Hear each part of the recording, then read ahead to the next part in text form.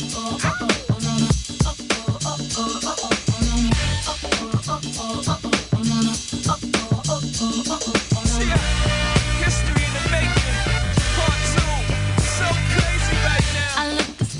deep in your eyes, I touch on you more and more every time.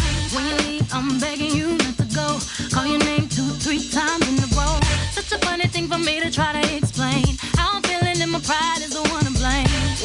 Cause I know I don't understand just how your love can do it, no one else can.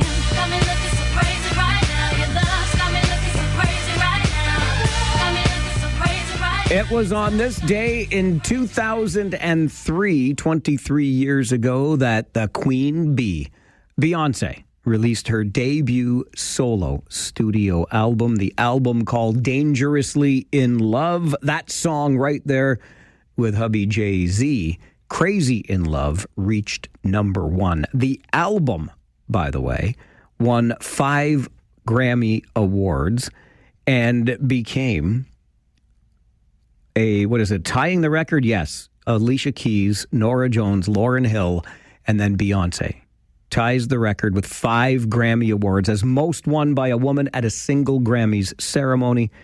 Over 5 million copies of Dangerously in Love have been sold, making it Beyonce's best-selling album to date.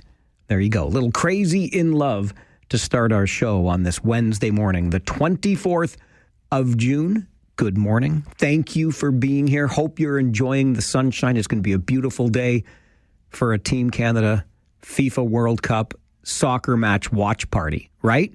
More on that in a moment. But the phone lines open, as you know, the minute we begin the show every day. 519-570-2545, star 570, and 1-800-570-5715.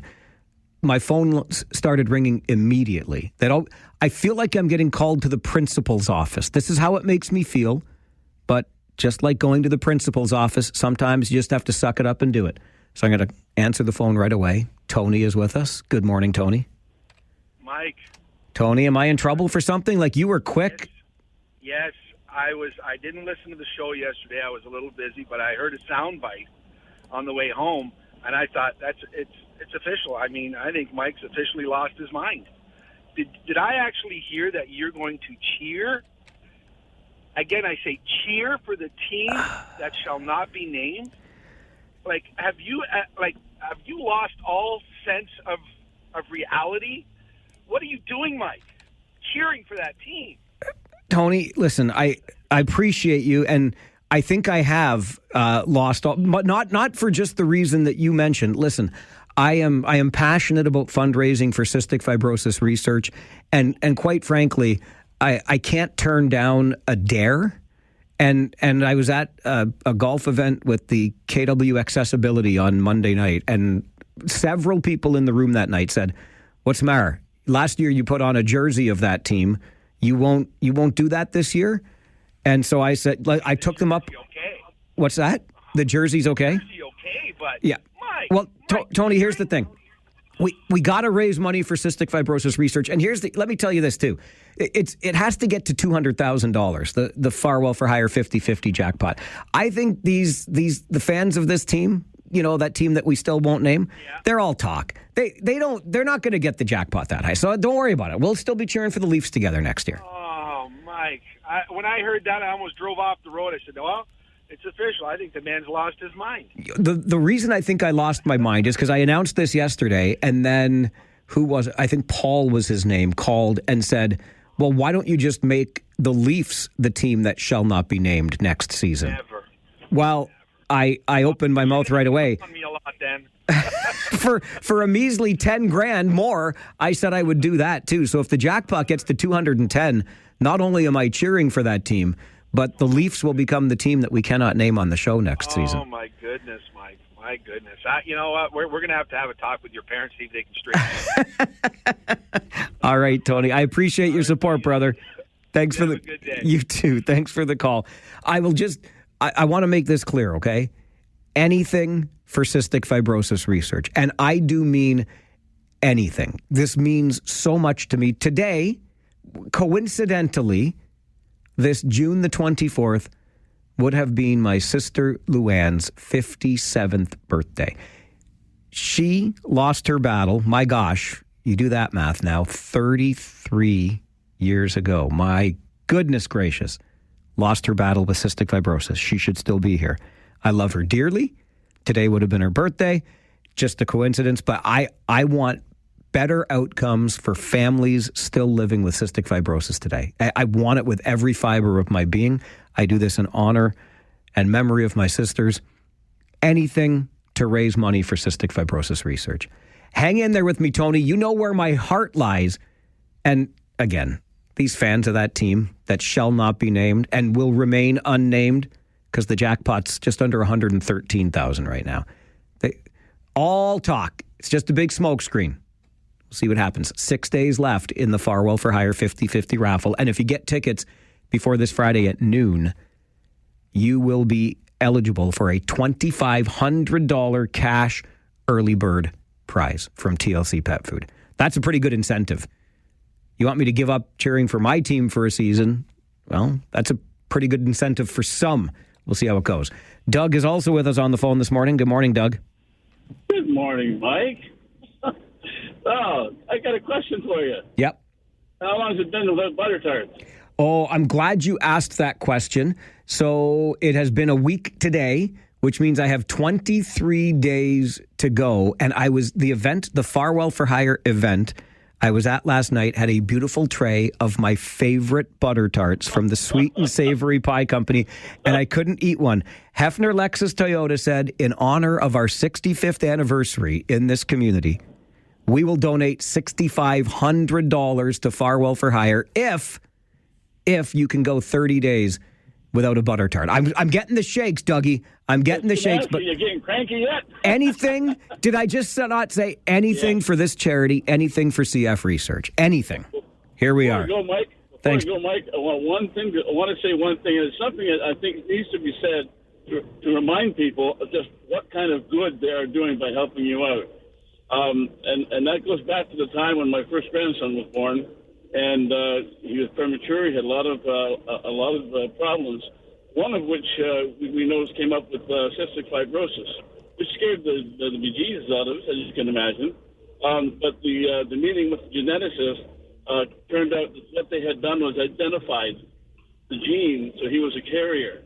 Doesn't have cystic fibrosis, but if he gets together with a girl down the road who does have the same gene, they could obviously have a child with cystic fibrosis. That is correct. That's exactly how it works. All the money that people have donated so far has paid for research to identify the gene. So I'm going to buy more tickets now simply as soon as you said about the thing with the team that shall not be named. I couldn't believe that either. But anyhow, God bless you again, man, and hope we get over the 200,000 mark. Thanks, Doug. I appreciate that. That piece of research that Doug talks about, the discovery of that gene that causes cystic fibrosis, discovered at Sick Kids Hospital in Toronto. One of the greatest breakthroughs in cystic fibrosis research history right here in Canada, right here in southern Ontario. And because that gene was identified, this goes back decades, but the progress since then, including, as you heard Doug say, a grandchild born, they recognize that he is a carrier. It is now possible for us to determine if we are carriers and we have a partner who is also a carrier. That means there's a 1 in 4 chance of our children being born with cystic fibrosis. So you have an option at that point, whether or not you want to. And listen, I get it. The desire to have children can be very strong, but you know going in what the odds are. And that is in part because of the discovery of that gene all those years ago. Not to mention the medications that have come along, including the latest called Trikafta, that many folks who live with cystic fibrosis still today and have gotten onto this particular treatment describe it as absolutely life-changing. It's an overnight game changer, they tell us, in terms of their respiratory function and more. So I won't go too much further on this because I'm not the resident expert, but we're going to have the resident expert on the show tomorrow because I just want you to understand, yes, it means a lot to me and I appreciate you supporting me, but the money that we're raising for research is getting us closer and closer to this thing that I want, which is a cure. We're going to have the president and CEO of Cystic Fibrosis Canada on the show with us tomorrow at 11 a.m. So just put a little note in your calendar. I'm sure you'd love to hear from her and get a real good understanding of what your donations are helping us do at Cystic Fibrosis. It's incredible stuff. You're an incredible person. I thank you for it. I don't really want to put on that jersey or give up cheering for my own favorite 55 years of cheering hockey team. But in the name of charity, I was dared, and I will not back down from a challenge. I will not, especially when it comes to raising more money for cystic fibrosis research. Ken is also with us on the phones this morning. Farwell's Force member number 988. Good morning, Ken. Hey, buddy, how are you? Long time no see. Thanks for supporting the fundraiser last night, my friend. No, I was happy to be there. It's always a great time, and of course, your cause is certainly worthy, and I know how much it means to you. But I see that everybody's piling on here with you this morning, so I thought, okay, why don't I call in and just throw my 200 pounds on the pile? Wait a minute. I thought we were buddies. We are, but, you're talking about, cheering for the team that will not be named and everything else. And I thought, well, what would the bar have to be set at for Mike Farwell to don the jersey of that team and walk the entire Oktoberfest parade route in October from start to finish? Maybe even take your buddy Chef D and put a Leaf sweater on him.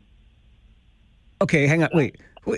That's like a 5-kilometer walk, Ken, in front of like tens of thousands of people. Well, okay, we'll get a wheelchair and we'll take turns pushing you.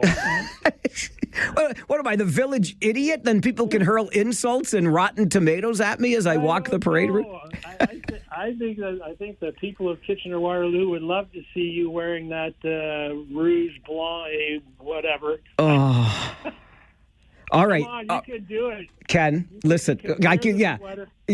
You're painting me into a corner because 3 minutes ago I said anything for cystic fibrosis. Okay, yeah. I'll tell you what. I think I sold out too cheap yesterday when Paul called and said, make the Leafs the team that shall not be named. So I'm not selling out cheap on this one. I'm going to have to say we would have to get the jackpot a little bit beyond what it was last year, which is around $243,000. If we get to 250, so matching and doing a little better than last year, 250,000 in the jackpot, 125,000 for the take home. I'll do it, Ken. I will wear the jersey of the team that shall not be named, and I will proudly walk. You won't need to get a chair to wheel me around in. I won't proudly walk, but I will walk in the Oktoberfest parade. Well, you can start training now. You have months. Get ready for my 5K. The problem will be the burden of wearing that jersey, Ken. That's going to be the problem. Oh, well, we're going to be sitting here at the office on Weber Street waiting for you. And when you come by, we are going to give you a huge reception worthy of the effort. All right. That would be the Remax Solid Gold office there on Weber Street, across from our buddies at Forbes. Okay. Right. So 250. 250. And you know what? Wear the jersey on this parade. You mentioned Chef D, who's the president of Oktoberfest. He's a good buddy, and he cheers for. But you said, can we get him? I'm gonna reach out to Chefy and see if we can arrange something even further here. But I will commit to the jackpot at 250. I'll walk the parade. Well, I know the people of KW can get that jackpot to 250. So everybody, get on your phones and make your donation, buy your 50-50 tickets, and let's do it. All right, my friend. No, I'm not going to call you a friend for a little while. It's going to take me a minute. You pile on your 200 pounds there. Listen, you're a good man. I really appreciated your support last night. It was nice to see you and Chris. Thanks for everything you do. All right. Take care, man. Have a good show. You too, Ken. Thank you. Farwell's Force member number 988. I think the challenge, the gauntlet, has been dropped. And for whatever reason, I guess because I had literally just said anything for cystic fibrosis research.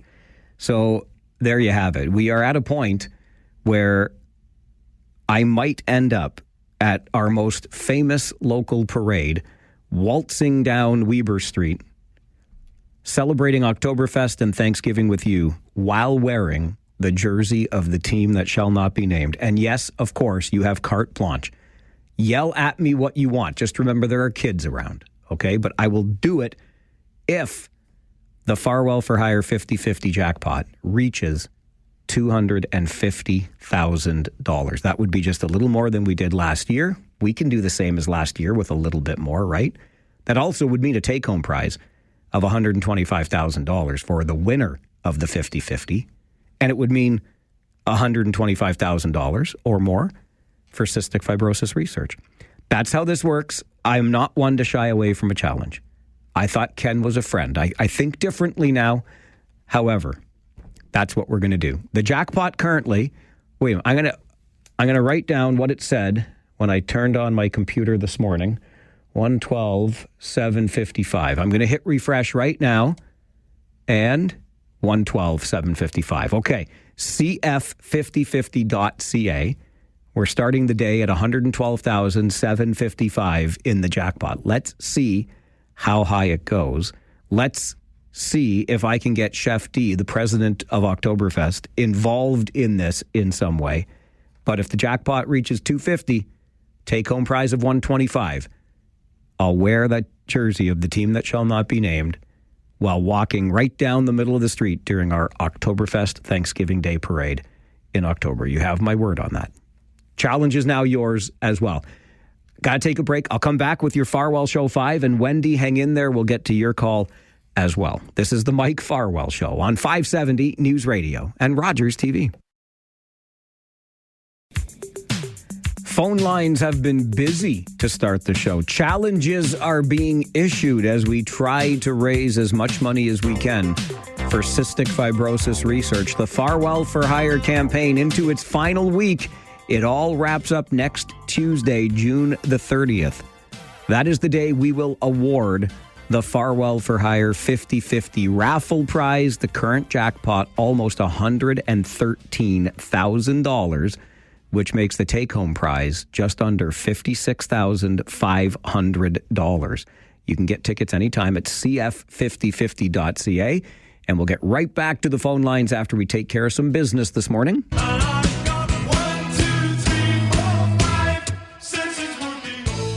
And that is, of course, your Farwell Show 5 for this Wednesday morning, the 24th of June. Number one, federal, provincial, and municipal representatives will be on hand today in Waterloo as ground is officially broken on a new housing project. Today's event marks the first phase of the massive Build Now project on University Avenue by Rim Park, dubbed the largest affordable project in Canada.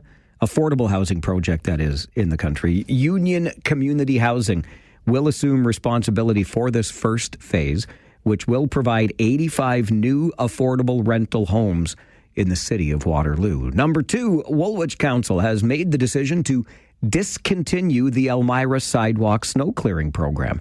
The decision follows a review of service performance, costs, and consistent resident feedback from the most recent winter season, which identified significant challenges with the program. These challenges included contractor performance issues, documented impacts to private property, and ongoing concerns from residents about the reliability of service. Number three on your Farwell Show 5 this morning, a satisfaction survey in the city of Guelph finds most residents believe overall life in Guelph is good, with nearly one-third rating the Royal City life as, quote, very good.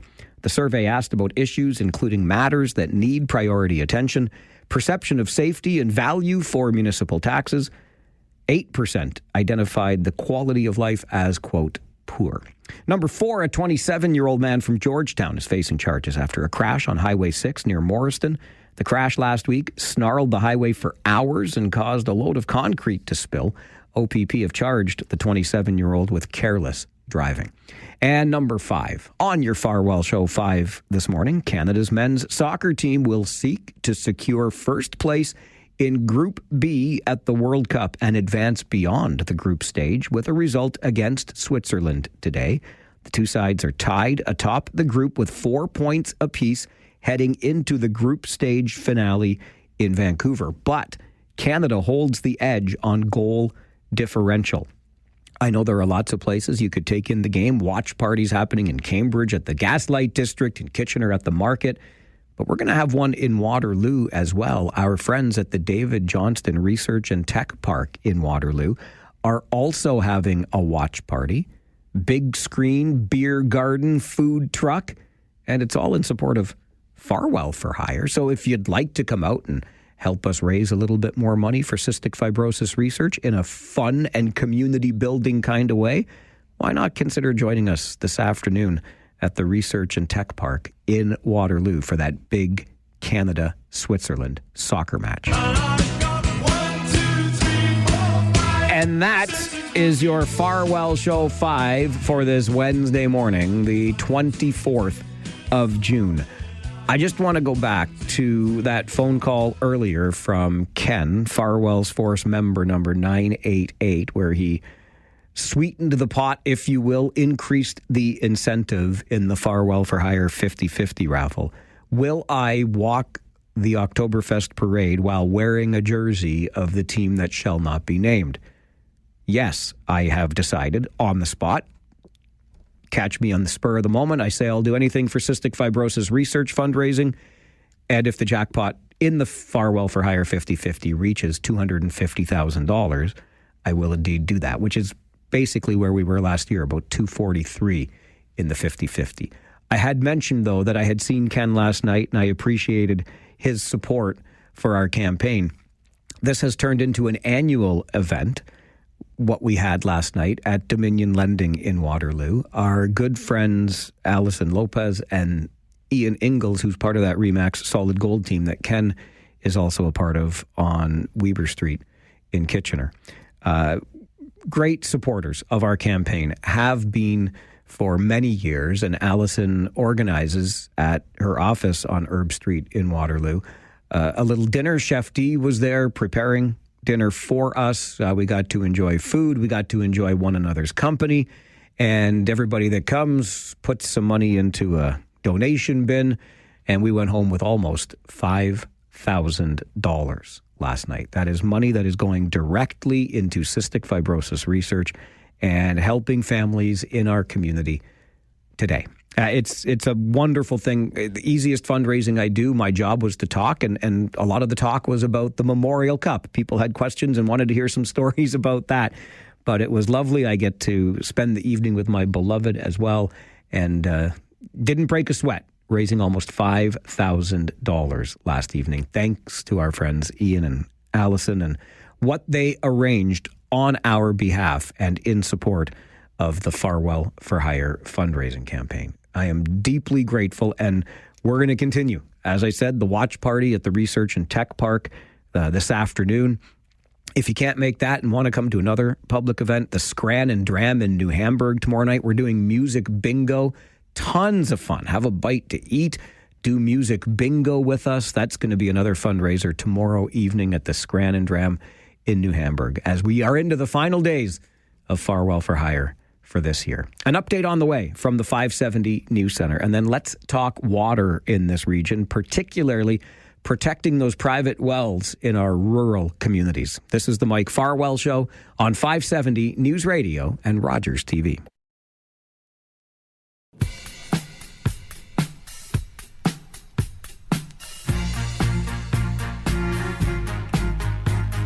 The region of Waterloo will this evening host a public consultation aimed at gathering input on a proposed formation of a well interference committee.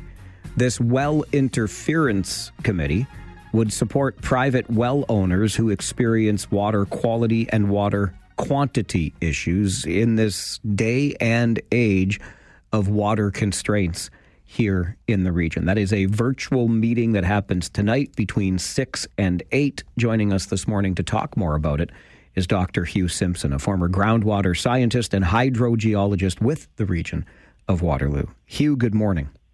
Good morning. Is this Mike? Yes, sir, it is. Great. Thank you very much. Call me Hugh. Oh, yes. Thank you for being here. I appreciate you making the time to talk about this. And I wondered, when it comes to private wells, of which there are many around this region, how do they fit into the overall water picture, if you will? I'd say we're looking at about 20% of the population. A good part of the rural population depends on a private well that they install and maintain and take care of themselves. So it's their cost. So they're not on the public water bill. They don't get any support from the municipalities in terms of their water supply. So they're their own water commissioner, if you will. And what would be required on the part of the region to protect those wells, as this well interference committee seems to intend to do? Well, the well interference committee is not a new concept locally. One goes back to the 1970s. This is a brief history point.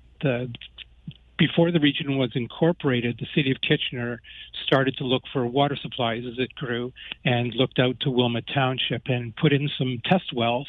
The predecessor to the Ministry of the Environment was called the Ontario Water Resources Commission in the Wilmot Centre and the Baden area. But Wilmot Centre is really identified as being a very productive field. And they started to pump them, and then into the 1970s, they brought the wells online. But a consequence of that pumping was a drawdown in the water levels around those very large municipal wells. So what they're taking out of Wilmot Centre is like 300 liters per second. Your average private well, I should say, will take 5 or 10 liters per second intermittently. But the region's wells and the city's wells run consistently to supply the Mannheim water supply areas. You've heard about the crisis, and this is all tied into that. So when they draw the water level down with extended pumping of these municipal wells, the water level also drops in the private wells that are constructed, before them but around them, and draw water from the same groundwater system. And typically, the private wells are either very shallow or they're moderate depth. They're never typically as deep as the regional wells. So as the water level draws down, sometimes they have trouble maintaining a supply, and sometimes they go completely dry. And that's been the problem over the last 6 years.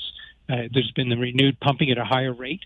The system had come to a sense of stability probably in the 80s and the 90s. And then in 2019 or thereabouts, they started pumping them again, and there started a new spate of well interference complaints. And some of these wells actually been dealing with well interference for decades. I think the problem is they didn't know there was a well interference committee at the time, and so the residents have identified that this really needs to be done again. If there needs to be an impartial group, particularly the rural mayors, the regional chair, who can look at it not just from a technical point of view, but also from, a right to access of water. It's been taken away from them because of the regional pumping.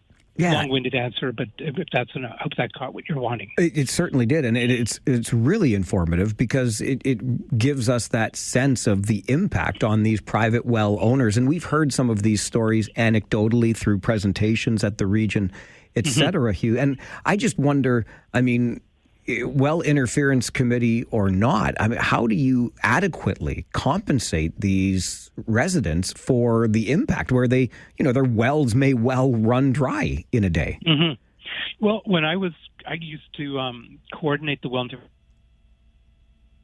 right out of grad school. That was my part, because these people are going through a lot of trauma, as you can imagine. One day your water's fine, and the next day there's nothing. So it turns a home into turmoil. So short term, the thing was we used to have a plumber on contract who would put in a temporary water supply and connect it into their home plumbing system, disconnect their well. So it'd be like a big plastic tank. And we would have a supplier on contract as well that would provide water as needed to the home. And then we would do a little investigation to find out whether the problem was with the well itself or whether it was well interference. I would do a report. I would take it to the committee at the time. Again, was the rural mayors, the regional chair, and the chair of the then Environment Committee. And they would make a decision. And typically the response was oftentimes to drill a new well or to deepen the well or to connect them to the municipal water system. And those are three options that are typically available, depending on the third one, depending on whether there's, the pipes in the ground nearby, because it's quite costly to extend the pipes. So oftentimes, if you don't have the municipal water supply handy, just putting in a new well or upgrading the well they've got, deepening it so it can have a secure supply of water, particularly during dry times as we're moving into the summer, it becomes particularly critical. I suspect, in light of all of this and your point earlier, that these types of committees are not new ideas, that you certainly support the direction the region is moving here and would love to see the formation of this well interference committee. Yes. I just wish that the meeting tonight was the problem with people in Wilmot Centre, which is where the current group of people is centered, don't have good internet. And so many of them are not going to be able to participate. So there's been a request that it go to at least a hybrid model. So there's an in-person for people who don't have good internet. So I think that's something, that's a message I'd like to send through you to the region, is to be as accessible to these people as possible, because they've gone through a terrible experience, and they need to be heard, and they need to have their time in front of staff who will be running this meeting. I think it's very important, just from a respect point of view. Absolutely. I think it's a great point. And more broadly, Hugh, given your history and understanding of our local water system, what's your take on the constraints? And I'm trying to, step back from using the word crisis, because we seem to have so many crises happening simultaneously. Mm-hmm. But what's your take on what has happened here and where we are at with water in this region? I think it's a point where we have to up our game around the groundwater. I think there's probably enough water out there for many years. And with augmentation, the fancy word for supplementing it, we're doing it now at Mannheim, where we're taking river water. There are other parts of the world that have done this before. And I know you had David Rudolph on earlier this year, and he spoke a little bit about this whole idea of artificial recharge. There are people around the world who are taking even their sewage, in California, and treating it and then putting it right back into the system. I think we could go something a little less drastic than that and just recharge it back into the ground after we treat it to drinking water levels. But we need really a more advanced modeling and management system than we have now. Right now, we look at the well fields in isolation. I think we almost need a region-wide groundwater modeling, and there are modeling packages out there. We have expertise at the University of Waterloo and at the University of Guelph. I'm at the University of Guelph as a research scientist to help the region through this process and come up with a process where we can really tie planning of land use with our water needs. And we could be independent of the Great Lakes. I know there's always this thing, well, we'll go to the Great Lakes. Well, the Great Lakes has its own set of issues in terms of water quality and quantity and just the cost, like tens of billions of dollars to put a system to bring the water up from the Great Lakes and then ship our sewage back down, because we don't have assimilative capacity.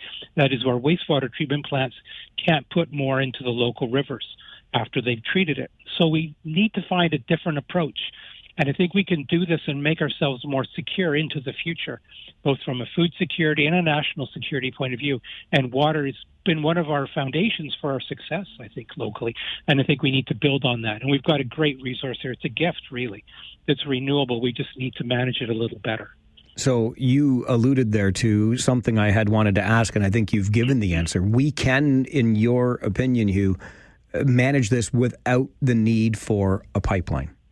Oh, very much so. I think we could close the loop. We had a visiting speaker from University of California, Berkeley, David Sedlak, a professor of engineering, who came up and spoke a couple of months ago. And he said they're doing this in California, where they use wetlands to polish the water after it goes. Polishing means removing any residual nutrients or other contaminants after it goes through traditional high-end treatment. We could close the loop here so we become self-sufficient for our water supply. And then the thing, though, is to build in places where we're not going to impact on our water supply. It's really good to get your perspective on the show today. I love your point about making this meeting this evening as accessible as possible to those folks impacted in Wilmot Centre, and really appreciate your time on the show, Hugh. Thank you for being here. Thank you, Mike. Thank you very much. It's been a privilege. Enjoy your day. Bye-bye. You too. Thank you. Dr. Hugh Simpson is a former groundwater scientist and hydrogeologist with the region of Waterloo, as you heard him say.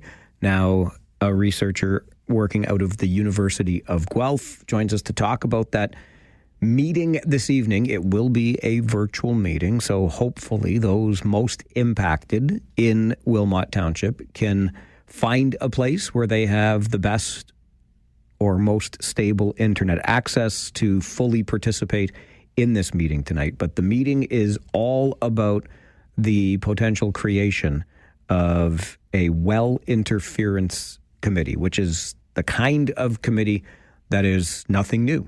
It's not a new idea, but it is an idea that our guest, Hugh Simpson, would support, because these private well owners who typically might be drawing 5 to 10 liters of water per second are now in a position where the region dips in to help support the overall region-wide water system. And in some cases, your well runs dry on you. And I can only imagine the feeling of living on that property with the precarious state of what's in your well and what's available from that well if the region is also drawing on it at the same time. So interesting meeting tonight. Hopefully we move forward with this well interference committee. And further to that, just in listening to what Hugh Simpson had to say, maybe the better management of and continued work on our existing groundwater system that he firmly believes is one that can sustain us into the future, i.e. no need for that pipeline that we've been talking about for decades, but have never gone so far as to break ground on. The conversation of a pipeline has come back up again now, obviously, but maybe there is a way, or there are better ways to manage what we have and ensure that it is there for our future needs. This is the Mike Farwell Show on 570 News Radio and Rogers TV.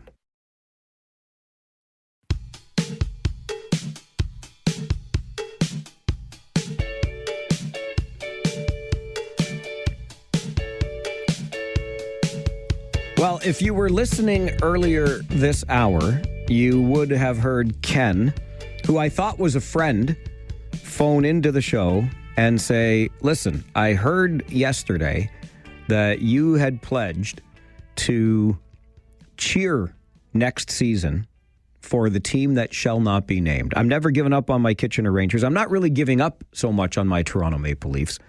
I am, though, accepting the challenge to say, listen, if we can get our Farwell for Hire 50-50 jackpot up to $200,000, I will take that step and join apparently so many of you who are fans of that team that shall not be named, if the jackpot gets to $200,000. That came up on the show yesterday. And then my so-called friend Ken called this morning and said, well, I think you could, take it a little further. Like, you should really go out on a limb here with your challenge and put on the jersey of that team and walk in the KW Thanksgiving Day Oktoberfest parade in October. And so we decided, Ken and I, earlier this hour, that if the jackpot gets to $250,000, I would be willing to take that step. Be the village idiot, walk right down Weber Street during the parade in that jersey. And Ken suggested maybe we can get our buddy Chef D involved. Chef D, of course, is the president of KW Oktoberfest, and he is a buddy. So we decided to give him a call. Good morning, Chefy. I really like the preamble to this. Yeah, well, I mean, listen, if Ken is my so-called friend, maybe you are calling me your so-called friend now, because Ken said, maybe we can get Chef involved. I'm like, yeah, if I'm doing something dumb, maybe Chefy will too. Well, Mike, if you guys get to $300,000, I will don Trisha's Wendell Clark jersey and wear it down the parade route. Wait, it's a Wendell Clark jersey? Yes, it is. Oh, that's a pretty good one. That's my beloved's jersey of the team that shall not be named is Saku Koivu. So okay. it could be me in the Koivu jersey and you in the Clark jersey, and we'll just link arms and skip right down that parade route together. I love it. So, okay, so your number is $300K. Right. I think that's fair. If we're going to do this, if I'm going to put myself out on a limb on that, you know what I mean? You're collateral damage in this. You know that, right, Chefy? Oh, I am so over this. You're getting hit by the shrapnel. If you I just, and I know we did dinner last night, and again, you shared some great numbers and what you've done, and Mike, anytime that you're going to say to me, hey, Chefy, I need you to help me raise some more money for this beloved charity of mine. brother, I am so in. This I know, and this is why you truly are the friend that you are, and I appreciate that. You show up at all of the things, and yes, you're always willing to stick your neck out, and now your hockey fandom is on the line. Yeah, well, can I wear my team that shall not be named T-shirt underneath? You think I'm not doing that? I'm going to have a Leafs shirt on underneath too, pal. I promise you that. Oh, my goodness. You told a story last night at our dinner where Allison and Ian got friends together to raise money for Farwell for Hire about a visit to the grocery store when you were stopped by a fellow shopper. Oh, okay. So about 10 days or so ago, my beloved team got swept because they were boys playing men, and and I'm glad that team won the Stanley Cup because it makes me feel better. But anyway, so I'm just ahead of this lovely old lady behind me. Old's not the right, mature woman behind me, and all of a sudden she goes, "Hey, are you that chef guy?" I said, "Yeah, I am." And she goes, "Are you?" I said, "Yeah, I'm Chef D." And she goes, "Hey, you haven't called into Farwell since your team has been exited from the playoffs." I said, "How does Farwell have spies out?"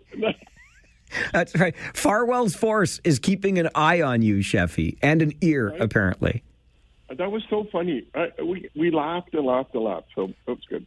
Okay, so just so we're clear on this, the numbers, the challenge now has reached, if the Farwell for Hire 50-50 jackpot reaches $250,000, which is right around where we finished last year, I will wear the jersey of the team that shall not be named and walk the parade route at the Thanksgiving Day parade with KW Oktoberfest this October. And you will walk with me in a Leafs Wendell Clark jersey if the jackpot can get to $300,000.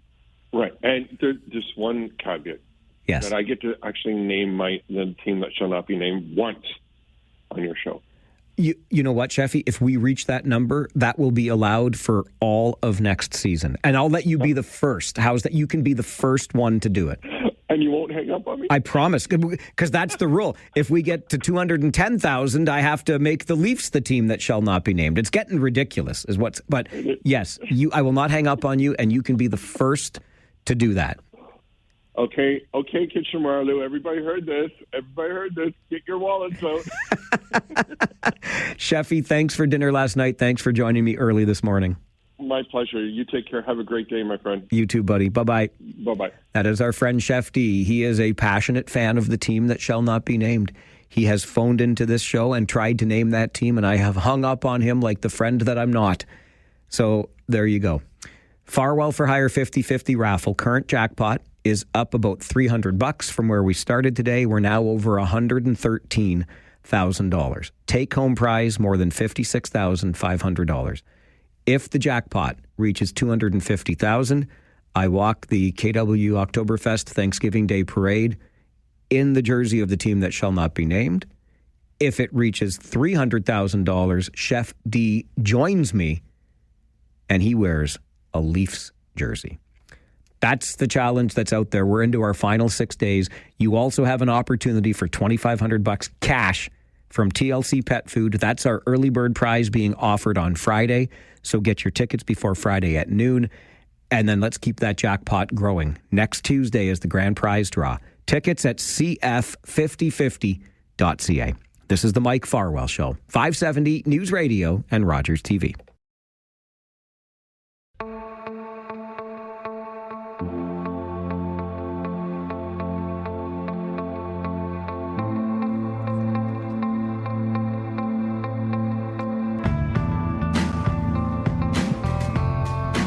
Every Wednesday morning at this time, we turn our attention to Ottawa, and we check in with our friends at the Blacklocks Reporter, who are always keeping tabs on the goings-on in our nation's capital. The Blacklocks Reporter is the only reporter-owned and operated newsroom covering our nation's capital, and you can find their work online at blacklocks.ca. It is subscription-based because it's reporter-owned and operated. And it's well worth that subscription because you get the kinds of stories you're not often getting elsewhere. Joining us for these weekly chats is the managing editor of the Blacklocks Reporter, Tom Korski. Good morning, Tom. Morning, Mike. We know, thanks to the Blacklocks Reporter, that there was fraud within the Canada Student Loan Program, but we're not going to name the institutions where the fraud is alleged to have occurred? Isn't that something? This is the department that runs the loan program, Department of Social Development. Why wouldn't you tell the world? Why wouldn't you warn students and taxpayers? I don't know why they would keep this a secret, but they did. We see through an internal memo the department identified, it's their word, not mine. Why don't I just quote them instead of characterizing it? Certain educational institutions have been implicated in fraud, integrity, and growing financial risks, resulting in growing concerns to the Government of Canada and students. They made minor changes to the Canada Student Loan Assistance Act, but even MPs and senators at the time were told, this was just a housekeeping matter. The camouflage of this is absolutely baffling. Why they would keep this as a secret amongst themselves it doesn't make any sense, Mike. The institution being protected, perhaps the students who engaged in fraudulent behavior. It's very curious, Tom. And this was serious money. What they did was, there was a minor change in the statute. Like I said, no one even paid attention. This just was passed Parliament, one of the many bills. And these omnibus budget bills run to hundreds and hundreds of pages. And there was a simple one-line change that no more would there be offered any financial assistance to students attending for-profit institutions outside Canada. Well, you say, that sounds like pretty marginal. No, my friend. $27 million in funding went last year. Thousands of Canadian students are enrolled in these for-profit campuses in the Caribbean, in the United States, abroad, you name it. So tell the world, why wouldn't you warn mother and father if they're sending a son or daughter to an institution that is on your fraud list? And it's inexplicable, Mike. I could have gone to a for-profit school in the Caribbean and had student loans to help back in the day. What was I think? I wasn't thinking, Tom. I wasn't thinking at all. If you're a Canadian, you can. To their credit, we don't subsidize students around the world, but it's still a repayable loan, and presumably the taxpayer would be made whole. The problem is, though, and this has happened with some famously, and I don't want to hurt anyone's feelings if you're an alumni from the University of Prince Edward Island. There was a case in bankruptcy court. A student loan debtor with a master's in arts from the University of PEI and went to bankruptcy court and wanted to get out from her loan. And the bankruptcy judge said, that education you have is really of no value whatsoever in the marketplace, and he gave her loan forgiveness. It starts to get expensive, though, Mike. A loan forgiveness is hundreds of millions of dollars. It certainly is. Okay, let's stay with funding, and forgive me for invoking a name that I know still sends shivers down the spines of many, but former Prime Minister Justin Trudeau promised kids in this country, we've got your back, we're here to help, but now funding for the Kids Help Phone is being cut. Kids Help Phone says they speak to children who will tell them things that they won't tell anyone else, in the words of their executive director. They had been receiving a rolling 3-year funding of $7.5 million. Cabinet is cutting that now. We see confirmation just now from the Public Health Agency that had approved the grants. One takeaway for everybody here, Mike, this is interesting. You and I have discussed haircuts in the past. That's when the government says, we got to get a control on our spending. We're going to take a little bit off here and a little bit there. It never works. You can save $7.5 million on the Kids Help Phone. Your deficit's still $70 billion this year. You've really achieved nothing except irritate some people at the Kids Help Phone agency. They are not making the big calls, Mike. That's not a good sign on deficit reduction. I agree wholeheartedly with that statement, sir. Okay, this is an interesting one. Again, I'm so glad I could read at blacklocks.ca to learn more. But why was it, Tom, that a trustee quit the board of the Canadian Museum for Human Rights? Effective on Saturday. This is the museum in Winnipeg, federally funded. The museum is going to open an exhibit on the point of view of Palestinians of the founding of Israel in 1948. They call it the Nakba, which is an Arabic word for catastrophe, according to a United Nations guide on this. What happened? Well, they founded Israel, and there was a relocation of people in that part of the world, both Jews and Arabs. The Palestinian community, in their own words, and some of their advocacy groups, have said for years we have sought some sort of federal recognition. They finally have it. This federally funded museum is going to open an exhibit on this purported human rights atrocity.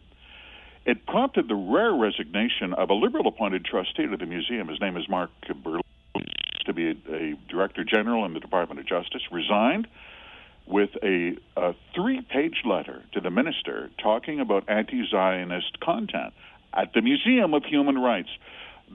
Everyone knows the context of this, Mike. There has been a cabinet has been slow to go beyond platitudes and confronting anti-Semitic public disorder and Jew hate in our country. This doesn't help. On its best day, in the words of the trustee who quit, this is needlessly divisive, and it's not clear where this is all going to end. The feds are really struggling with this, though, everyone knows that. They have for years. Is it history or one's narrative thereof, I think is a pertinent question. Well, and what does it have to do with a museum in Winnipeg? Let's be frank. Sure. But you know, here's a statistic. Maybe they could put this in their exhibit. The largest Muslim Arabic populations in the country are in Toronto, Ottawa, and Montreal. The 3 cities with the largest Liberal share of the popular vote are in Toronto, Ottawa, and Montreal. Maybe that could be a side exhibit, could be maybe a political science study. A very interesting political science study. Okay, EV makers in China, naturally, I think we would understand this, are interested in accessing our domestic markets here, right? Wow. Of course. But Tom, the question it begs is how the import process would work given the rules we have around forced labor. Minister of Industry just came back from China. She just won't explain that, Mike, and the Department of Industry won't. And I don't know, it's as if they think if they don't talk about it, no one will notice. In the words of one MP, conservative MP, Michael Cram from Regina, said, "What, you don't think anyone's going to notice? What's the problem?" They granted Chinese electric battery vehicle manufacturers a guaranteed 5-year quota of 279,000 cars. Problem: very diverse groups from Human Rights Watch to the United States Department of Labor say those cars are made with parts that come from slave camps in Xinjiang province, Uyghur Muslim slave camps that have been used to develop heavy industry, including processing of aluminum and manufacture of auto parts. This has been documented left, right, and center for years. You can't import slave-made goods into Canada. It's the law. And so Cabinet has been asked, surely, this is almost rhetorical, surely you must have thought of this when you granted the Chinese automakers this unprecedented quota, equal to about half the battery electric market. No comment. No, it's as if we just don't talk about it, no one is going to notice. You know, Mike, there are some MPs and senators in all party caucuses who feel very strongly about this, and Parliament twice has censured China for genocide involving that minority group, Uyghur Muslims. It's not pleasant to even use the words that have been cited in some parliamentary committee reports: forced labor, forced abortion, expropriation. It goes on and on. That's the product you're importing for the sake of climate change. You know, they're going to have to answer it someday. I hope someday soon, Tom. I hope someday soon. Okay, one more before I let you go. Speaking of things that have been documented for years, Canada Post is an unadulterated mess financially. We know this. So less door-to-door delivery, more super mailboxes, and rural post offices will be closed. Like, what's Canada Post going to do to reinvent itself here? They have been slow. Let's be candid. They haven't made a profit in 2017 was the last time they turned a net profit. Their losses are mounting several billions of dollars. They did pay themselves bonuses last year. At the same time, they were losing $1.6 billion. That didn't help, but that just came out. And they have these networks of 3,000, almost 3,400 rural outlets. If you live in the country, post office is probably the only federal building in your town.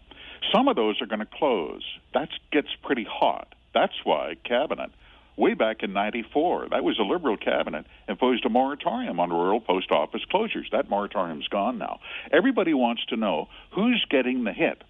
And Canada Post, we see in the House tabling, promises it does not have any internal hit list. They want to see what sales and revenue are.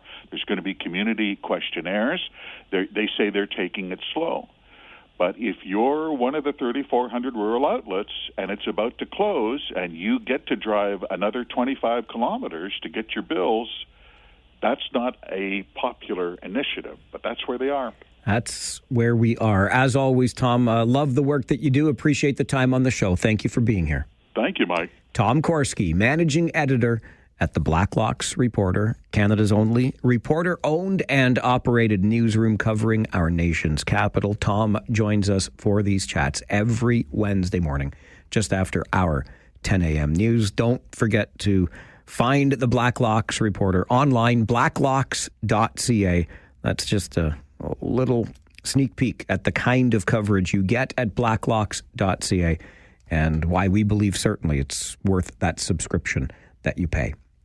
We are approaching that time of the day where I like to take a moment to remind you, and I think after, hearing about some of the goings on in Ottawa, we might want the reminder that, we're not surrounded completely by jackwagons, don't you know? There are jackwagons among us, but maybe not as many as you would think. And this next story that we get to share is one of a pretty well-known musician, or at least electronic music artist, and he's using, I guess, his powers for good, and it's even now benefiting folks in the city of Guelph. We're going to tie all of that together for you in the story that comes up next on the Mike Farwell Show. This is 570 News Radio and Rogers TV.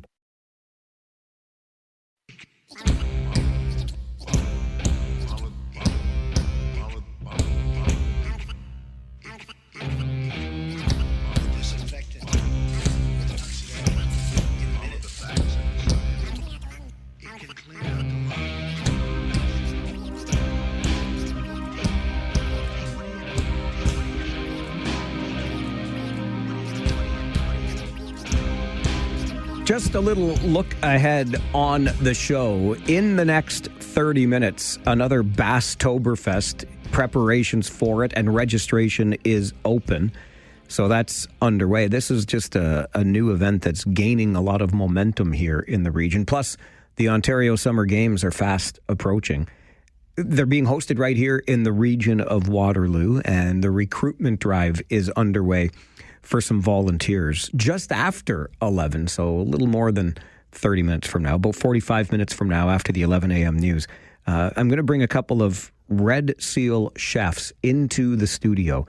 This is something that I hope to do on a regular basis because food is such an important part of our lives. And quite frankly, when it comes to being in the kitchen, I'm a klutz. I'm a kitchen klutz. I'm the working title for what I hope to be a regular segment is Food for Dummies. I think our Red Seal chefs will have a better idea, but we're going to bring them on regularly to talk about all things food and answer some questions from you. And I hope it's something that we end up doing. I plan to on a regular basis. So all of that coming up in the next 45 minutes or so. It is 10:21. Not everyone's a jackwagon. Not every heart is cold. Not every promise made to you is gonna turn to gold and fold. Some people mean it when they say they care. Some folks will show up, actually be there. So don't close the door on every soul you meet.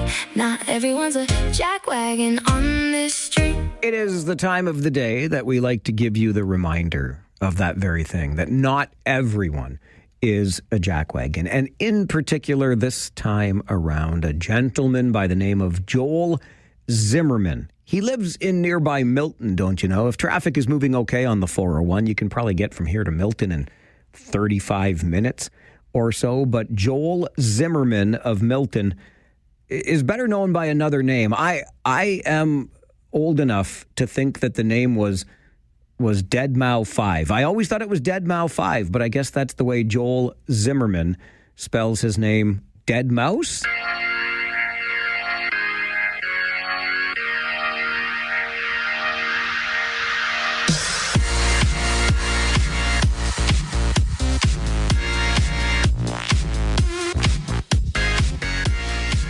Yeah, Joel Zimmerman is Dead Mouse. It's not Deadmau 5, Farwell. Figure it out. And he is an electronic music producer, professionally known as Dead Mouse, Joel Zimmerman. And here's the thing. There were about 30 cats that were taken in by the Humane Society of Oakville, Milton, and Halton. They ranged in age from 3 months to 3 years old. They had never received any sort of veterinary care, and they required significant treatment. This more than 24 cats. One of the animals was even suffering from a life-threatening infection that required emergency surgery. And you know how financially strained humane societies can be. So you've got these animals that they want to take care of, but it's not easy. So in comes Joel Zimmerman, a.k.a. Dead Mouse, and he puts up the $30,000 in medical costs for that recent influx to the local shelter. It seemed to come out of a sense of urgency. Dead Mouse was quoted in the local Milton paper. Sure, I think our local humane societies have a very supportive community of volunteers and donors, but I think this was the type of situation that needed remedial action ASAP. He doesn't normally like to tout his charity activities, but he thought there was value in doing it this time for this particular cause. And wouldn't you know, the ripple effect continues right into the city of Guelph, because when the Guelph Animal Hospital heard that these cats had been rescued from that home in Milton, they reached out to offer to help. And so there was a team at the Guelph Animal Hospital that got to see Dead Mouse's donation in action. 4 veterinarians and technicians from the Guelph Animal Hospital offered to volunteer their time along with a final year Ontario Veterinary College student, and they completed 7 spays and 8 neuters just this past weekend. And some family members were on standby to make sure the kittens had lots of cuddles throughout their long day. So it all starts with an electronic music producer named Dead Mouse stepping up with $30,000 to help these cats rescued in Milton, and the Guelph Animal Hospital steps up, volunteers some time to ensure that the care needed was given. And I don't know about you, but the irony is not lost on me that a guy whose name, at least his stage persona name, ends in Mouse, comes in and helps out with the cats. But that is the story out of Milton all the way to Guelph, all thanks to an electronic music producer who just didn't want to see the Humane Society in Milton under too much of a financial burden when those cats were rescued. Your daily reminder that not everyone is a jackwagon. And if you know someone who is not, who fits the bill of non-jackwagon, you can always send me an email and share their story, and I just might share it here on the show every day around 10:20 when I tell you the story that not everyone is a jackwagon. The email address to reach me is mike@570news.com. Real easy one, mike@570news.com. Okay, let's get you to the 570 News Center for an update, and then let's talk about those Ontario Summer Games coming up and hosted right here in the region of Waterloo. This is the Mike Farwell Show, 570 News Radio and Rogers TV.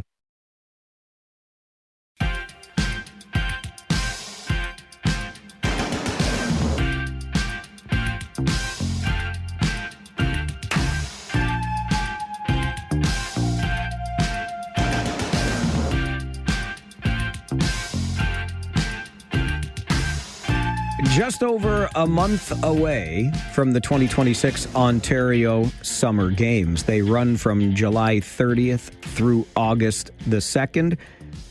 And I bring up the Ontario Summer Games because Waterloo Region will play host to these games in just over a month's time. Alistair Scorgie is the Director of Sport Hosting with Explore Waterloo Region. Joins us to talk more about it. Alistair, good morning. Good morning, Mike. How you doing? I'm doing all right, thank you. How about yourself? I'm doing all right, too. And you're right. Just over a month, 35 days, 22 hours exactly until the opening ceremony for the games. But who's counting, right? Who's counting? Just me. This is a pretty big deal, though. How are you feeling 35 days and 22 hours out from the opening ceremonies for the 2026 Ontario Summer Games? Feeling good.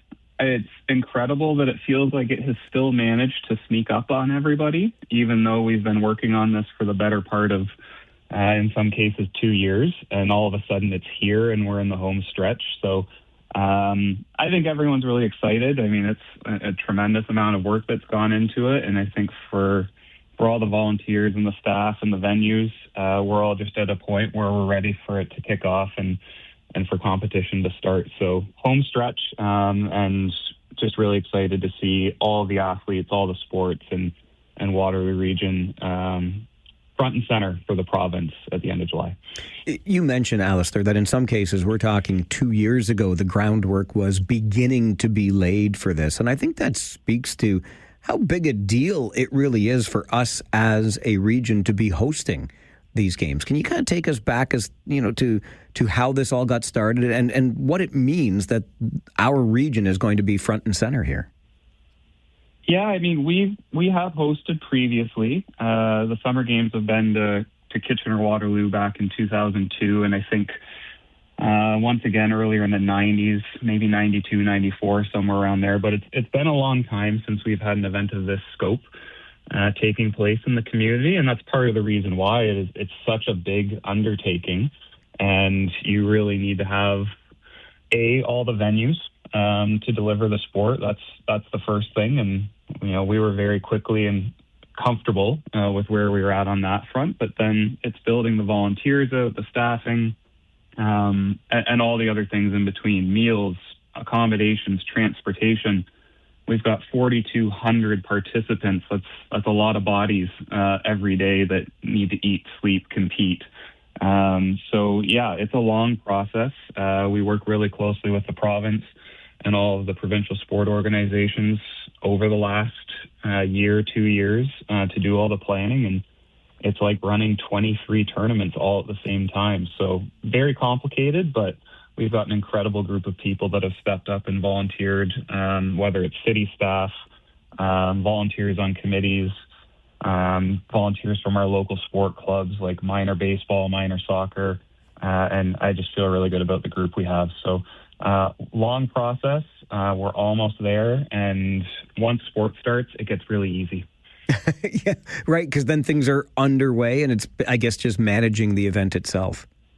Yeah, once the competition gets going, you let the athletes, the officials, everyone goes out and does their thing.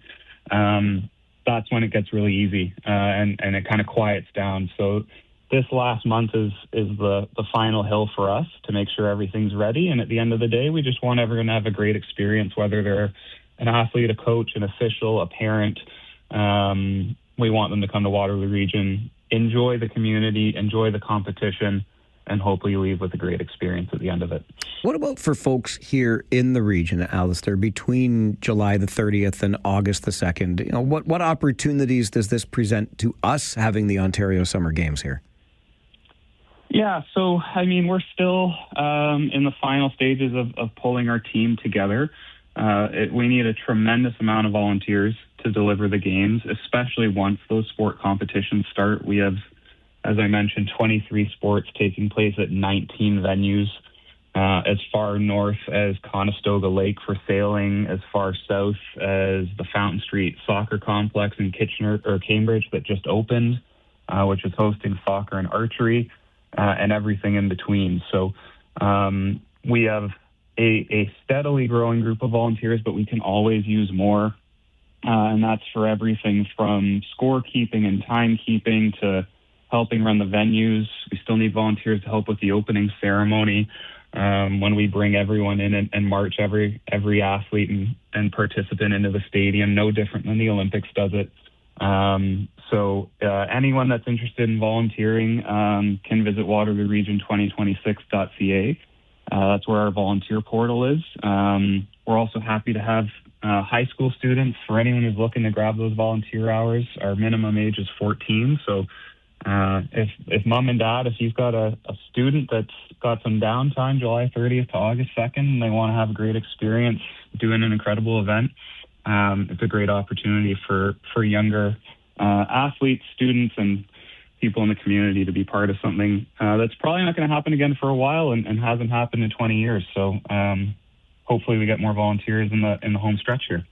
You mentioned the opportunity that is presented to these athletes, coaches, parents, etc., to enjoy our region. And what better time to show off what we have going on around here than in the middle of the summer? Again, July 30th, this all gets underway. How do you measure the impact of this, Alistair? Because I'm sure there's an economic impact that benefits the community. Yeah, there's a lot of different things that we look at in terms of the long-term and short-term impact of the games. In terms of the immediate, we look at the economic impact of bringing this many people to the region. We calculate that. There's an economic impact calculator, believe it or not, that helps us figure that out. And we look at all the new money that comes into the community from visitors. So that's driven heavily by hotels and restaurants, transportation. And the more people that are here, the longer they stay. Generally, we see that number go up. So we're estimating, I think conservatively, at least $6 million of economic impact coming from the games to the community. But then we look at other things, like there's some infrastructure legacy coming from the games, a really big investment into the track and field facility at Resurrection Secondary School. We've committed $300,000 to upgrade the facilities there for the track community. And then lots of smaller projects as well, like things like scoreboards, covered dugouts, sport equipment that's going to be left behind across the region for sport facilities and clubs to use into the long term. So lots of different things that we look at, but end of the day, we're just trying to make sure this is good for Waterloo Region and has a good impact on sport in the community moving forward. It's encouraging to know that we do have the venue capacity to pull something like this off, because there's been some conversations happening recently, including on this show, about, some shortcomings in some areas. But if we can, have 19 venues to host these 23 different sports, we're doing okay, at least in some respects. Yeah, and that's really where, to your earlier question about, what was happening 2 years ago, that's the first step, is that critical assessment of our infrastructure. And we get a very detailed list for every sport of what the requirements are for every venue. That gets into things that a lot of people might not think of or notice.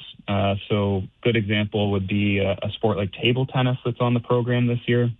We have very specific requirements around lighting in table tennis. You don't want natural light, so there's no glare or sunlight in the player's eyes, but you need a certain amount of artificial lighting to appropriately light the tables. Things like covered benches, covered dugouts, dimensions for baseball and softball fields, infields. So that's where we do a lot of that early work, is checking all the boxes to make sure we actually have the right facilities to do it. And in this case, we're in a good position to deliver this event. But in other events, if we talk about national championships or the region's past Canada Summer Games bids, there are certainly things for those types of events that we still do have some shortcomings on. So this gives us an opportunity to address some of that, and that investment in track and field is a small way that we're trying to improve what we have here in the community. But there's definitely more to do, and hopefully more events like this will help stimulate those conversations to have better facilities and infrastructure for event hosting and for everyone that lives here. 35 days, 22 hours, and I guess not much of a summer break for the sport hosting office here in the region, eh? No, it's the summer of the summer games. I'll take my vacation in the fall, as well a lot of people, and That's okay. I mean, I've been fortunate to do some games like this in the past in my career. It's incredibly exciting, incredibly unique. It's going to be a fantastic event, and I'll rest when it's over. And I just can't thank everyone that has committed their time already enough for their willingness to step in and make this event a success. So I'm looking forward to July 30th, but I'm looking forward to August 2nd as well. I know that there's a great spirit of volunteerism in this community, particularly when it comes to staging events like this. So I'm sure we can encourage a few others to step up as well. Alistair, keep up the great work, and thanks very much for making time for the show. Thanks, Mike. Appreciate it. Always glad to be on. Enjoy your day. Bye-bye. Alistair Scorgie is the Director of Sport Hosting with Explore Waterloo Region. 35 days, 22 hours and a bit until the opening ceremonies of the Ontario Summer Games, and we are hosting them right here in the region of Waterloo. They open on July the 30th, continuing through that August-long weekend until August the 2nd. And the call for volunteers remains out there. What a great point about the opportunity for some of our high school students, for example, to fill out some of those volunteer hours participating in an event of this scope. I think it's pretty cool. So you can just visit waterlooregion2026.ca. That is Waterloo Region 2026. Put the numbers in there, .ca. And I'm on the site right now, and you can easily scroll to the button that says Get Involved, and then you can do just that. Get involved, offer your volunteer support to the 2026 Ontario Summer Games. We're hosting them right here in the region starting on July the 30th. Go to waterlooregion2026.ca. This is the Mike Farwell Show on 570 News Radio and Rogers TV.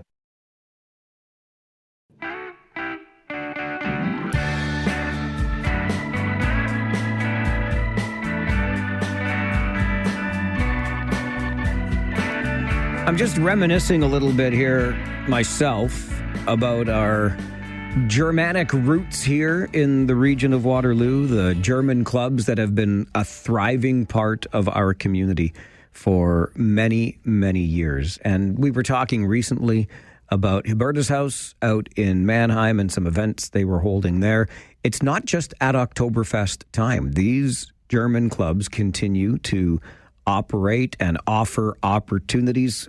The World Cup is on. How about some viewing parties where you can get together with a group and watch at the Alpine Club, for example? And I bring up the Alpine Club because that is the backbone of the annual Basstoberfest, and the organizer of it, Paul Kreuzenbrunner, joins me in studio. Always good to see you, Paul. Good morning. You too, Mike. It's awesome to be here. Thank you. An absolute pleasure as always. And really, these clubs, the Alpine included, are a going concern year-round, not just for those 2 weeks or so in October. You're correct. It's a year-round event calendar at the Alpine. There's rentals at every club. There's rentals throughout the year. You know, people have wedding receptions or just staff parties or whatever.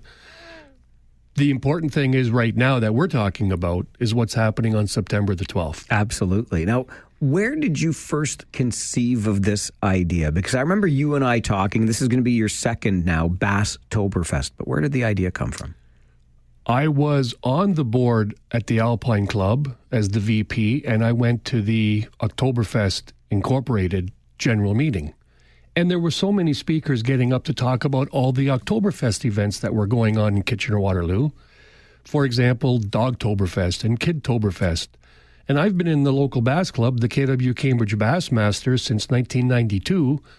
And I thought, why isn't anybody doing a bass fishing event for Oktoberfest? And it came into my head, and I said, let's do Basstoberfest.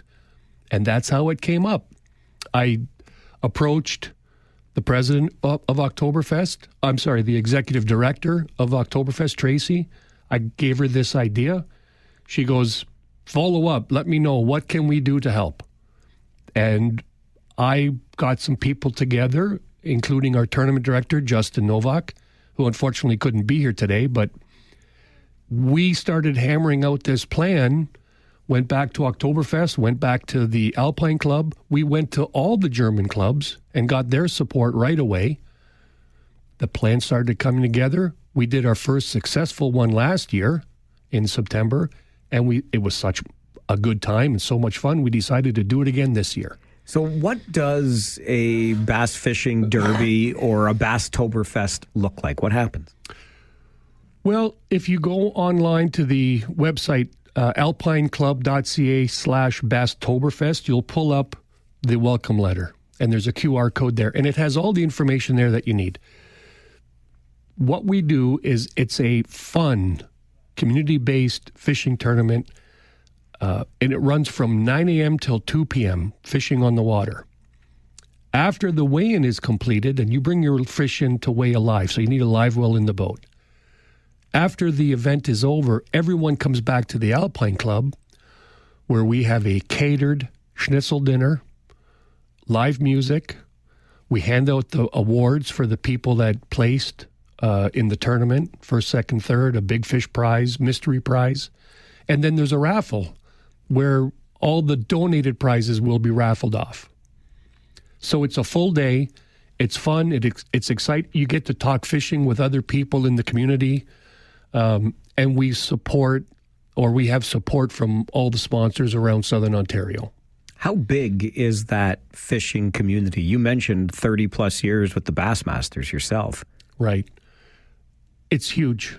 But there's so many people that when I tell them I'm in the local bass club, even now they go, there's a local bass club? Exactly.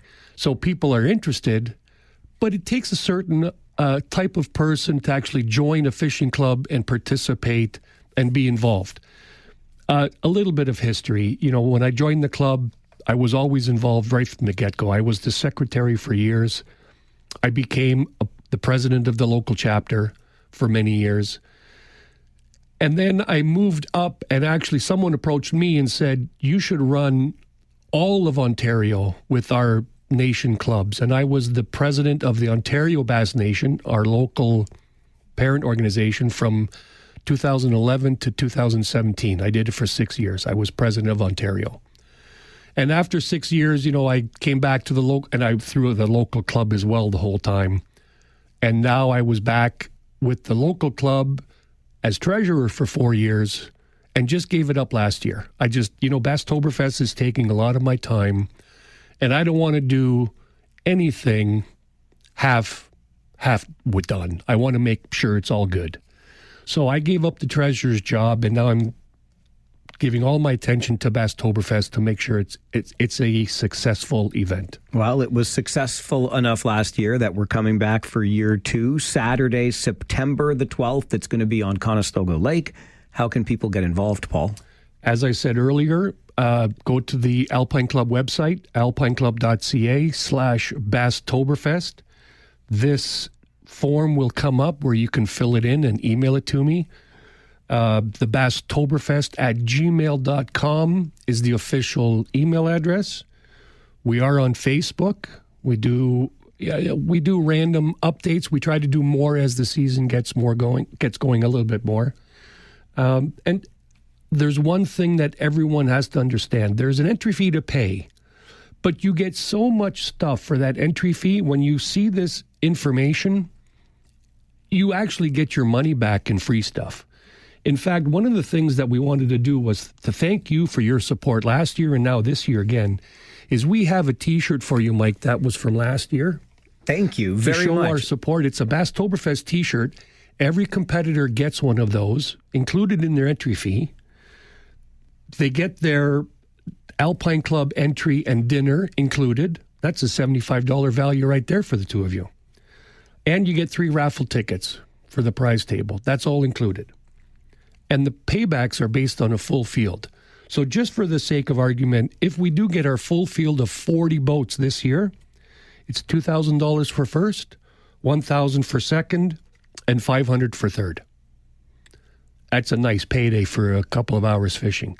One important thing, this is not an event where you need a big bass boat, high-powered motor. No. You know what? Last year we had 2 gentlemen show up in a 17-foot square stern canoe with a 2.5 horsepower outboard that they literally took out of the back of their car and put it on their canoe and went out fishing. They had a ball. They signed up again this year already. Same boat. I looked at the entry form. They have the same boat. They're coming to Conestoga. So as long as you have a live well on your boat to keep the fish alive. That's the most important thing. Any vessel you can get on the water with and go fish, you and a friend, perfect. Okay. That website, alpineclub.ca/Basstoberfest. Paul is very responsive on the email as well. Basstoberfest@gmail.com.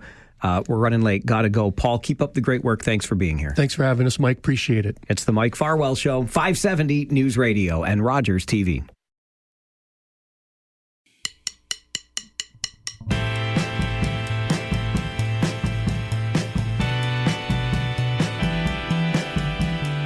If you ever need an adrenaline rush, just try live broadcasting, because you just never know, especially with open phone lines, what you're going to end up with on the air. And I've got two of my favorite people in this region, truly. I'm not just saying that because they're sitting here in studio with me, but these are two of my favorite people in this region. And just as we were about to go on the air, Matt was finishing that news update, and Jody O'Malley, one of my favorite people, said, so we're just going to go? I'm like, yeah, we're just going to go. We're going to wing this. It's all my hope, and I think collectively our hope, is that this becomes a regular thing.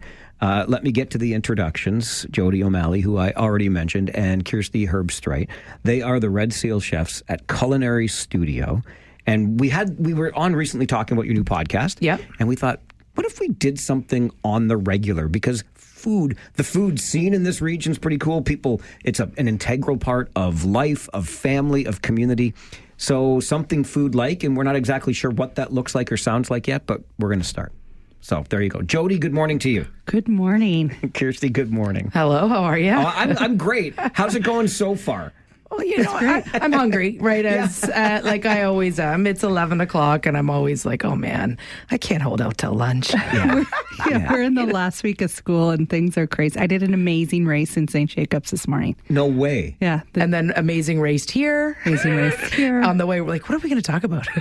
We got stuff. But we do collectively agree that this should be a regular thing. Like, I would love to have the two of you on the show at least once a month to do something there's so much to talk about, right? And, whether it's seasonal or whether, honing in on one ingredient, supporting a local farmer or a restaurant. And then not only that, like, people have questions and we love to answer them. We love to talk about food. So I'm really excited about that. Okay. I'll remind you, and both of our chefs here in studio have their headphones on so they can hear your questions. Should you like to call and join us as we embark on this new journey? Maybe you've got ideas about the direction it could go.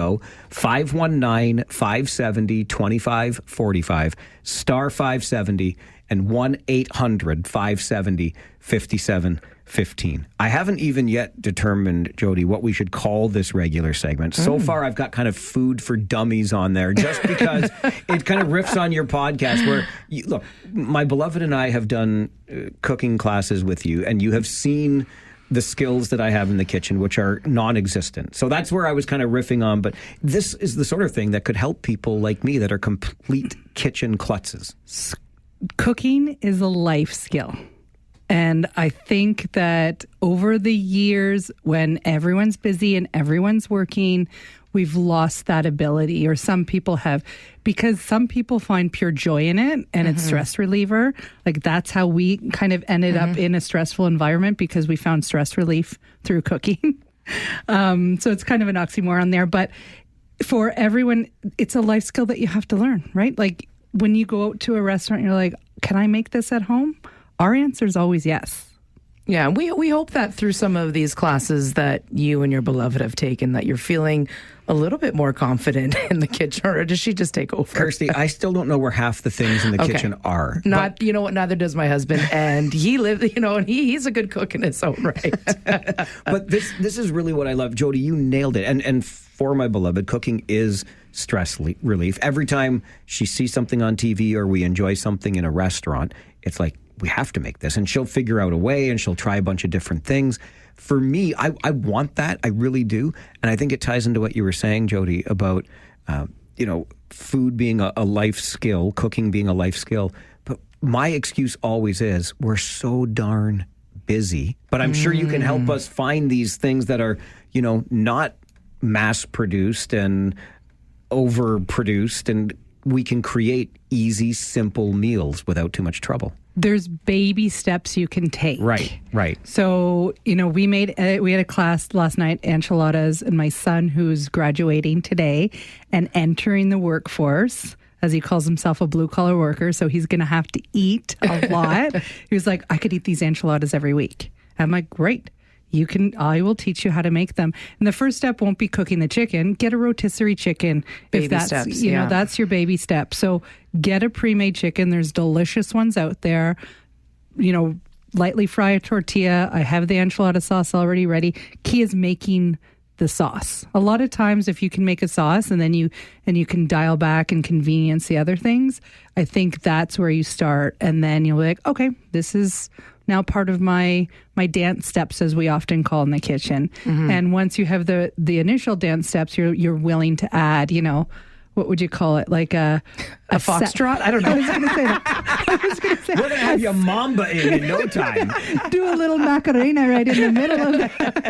That's what I was thinking. Yeah. That's another show. But that's kind of how we approach with people that are like, I don't have the time. I'm like, we are just as busy as you, but we live and love it, and we want people to, feel at least it's manageable. Mm-hmm. We talked about these baby steps in a recent podcast, and it is kind of potluck season, barbecue season right now. I saw that on your website. Like, how many parties are you invited? Like, can you just bring a salad? Like, it's every invitation comes with a mandatory bring a salad. So we were talking about, like, how can you make it so it's not so stressful and you're not just picking up 2-bite brownies, right? And one of the things that Jody you just really brought back to the fold was that good old-fashioned tuna mac salad, right? So starting off, like you said, baby steps, and you had some great tips. We just put it in a blog, but what are your great tips with this classic tuna mac? This is a sneak peek at tomorrow's reel that's dropping at 7 a.m. Essentially, tuna mac has been in my life. My dad's happy if it's at every barbecue, right? We're talking macaroni noodle, elbow macaroni, a couple cans of tuna, celery, Hellmann's mayonnaise, a little bit of vinegar to make that dressing, salt, pepper, maybe sugar if you need it, don't necessarily. And that's it. And my whole family will gobble it up. The key is undercooking those noodles. So for perfectly cooked pasta, you've got the directions on the box. Follow those. That's a hot sauce that's going to go on it. And that's where it's at. But when you're looking at a cold noodle salad, totally different. You want to undercook the noodles. They are sitting in that dressing, absorbing that. They are softening those noodles. So mine almost have a bit of a crunch to them. I get lots of sauce on them. And then the other key, again, we might get phone calls over this. I wash my noodles. The starch that's on those noodles are for sauce to cling to. And in a cold salad, we don't need that excess starch. We don't need that starchiness because it's sitting, again, for a length of time in the sauce, and it's clinging. It's doing its thing, and it's softening. And by the time that you're ready to eat it, the noodle has the right texture every single time. Okay, I'm going to need a little bit of help here. Okay. Because you're not putting them in the washing machine. You're not putting them in a sink full of suds. Oh my gosh, yes. We're washing. Good question, Mike. Baby steps. Washing foxtrot. The noodle. Sorry, I should have said rinse. You're right. Rinsing. That's what I thought. Okay, I just wanted to make sure I wasn't missing something new. Thank you. You're absolutely right. So out of the pot. Out of the strainer, rinse them off. Yeah, okay. Nice. The water should be nice and salty. The seawater's too salty. It should be briny. That's the new. Oh Lord, what's the difference between that, Jody? It's a new word, girl. Is it? Okay, we say it tastes like a brine, like a nicely seasoned soup, essentially. Okay, I like right? that. Yeah, because salt water is like a real punch in the face. So just to dial it back a little bit of your water when you're cooking your noodle, 2 to 3 minutes under whatever is recommended on the package.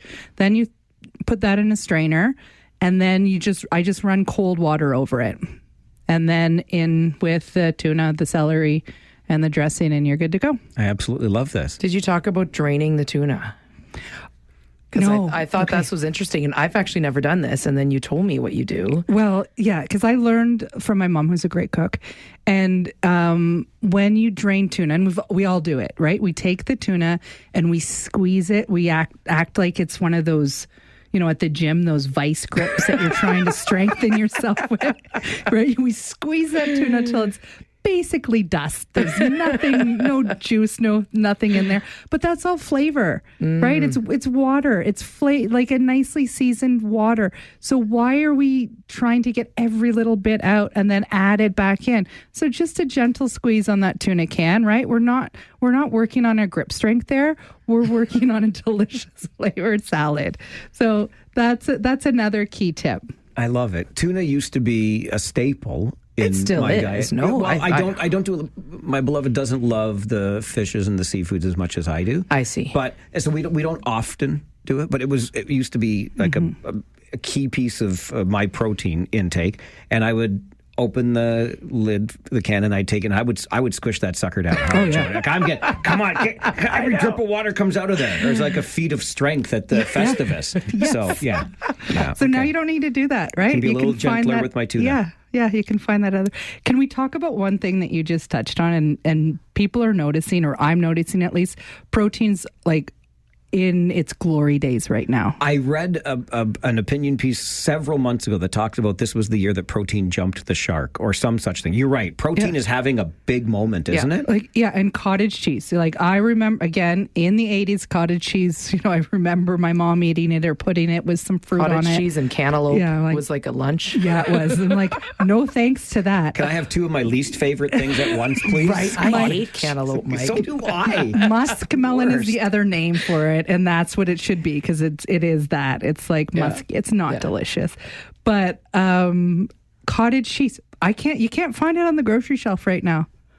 You can't. I went to Costco and it was bare. Yes. Cottage cheese. People are consuming copious amounts of cottage cheese. Putting right it in now. everything. It's like toilet paper during COVID. What's going on here? That's what it feels like. If you haven't noticed, I don't know if you go to the grocery store, you'll notice now that it's like those shelves are bare. Okay. Cottage cheese. Mm-hmm. Protein is having its moment for sure. Yeah. Okay, we're going to continue in studio with Jody O'Malley and Kirsty Herbstreit. They are together. Did I even mention that you are the culinary studio? We are, I may have skipped that little important detail. Food for Dummies, The Kitchen Klutz, working titles here, but we're going to have these Red Seal chefs join us on a regular basis to talk all things food, answer your questions. Phone lines are open, and we continue on The Mike Farwell Show, 570 News Radio and Rogers TV.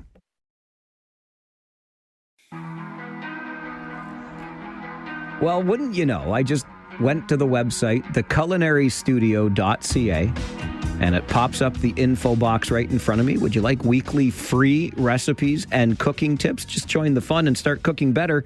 Submit your name and email address and get on that newsletter. Theculinarystudio.ca, founders of said studio, Kirsty Herbstreit and Jody O'Malley, in studio with me.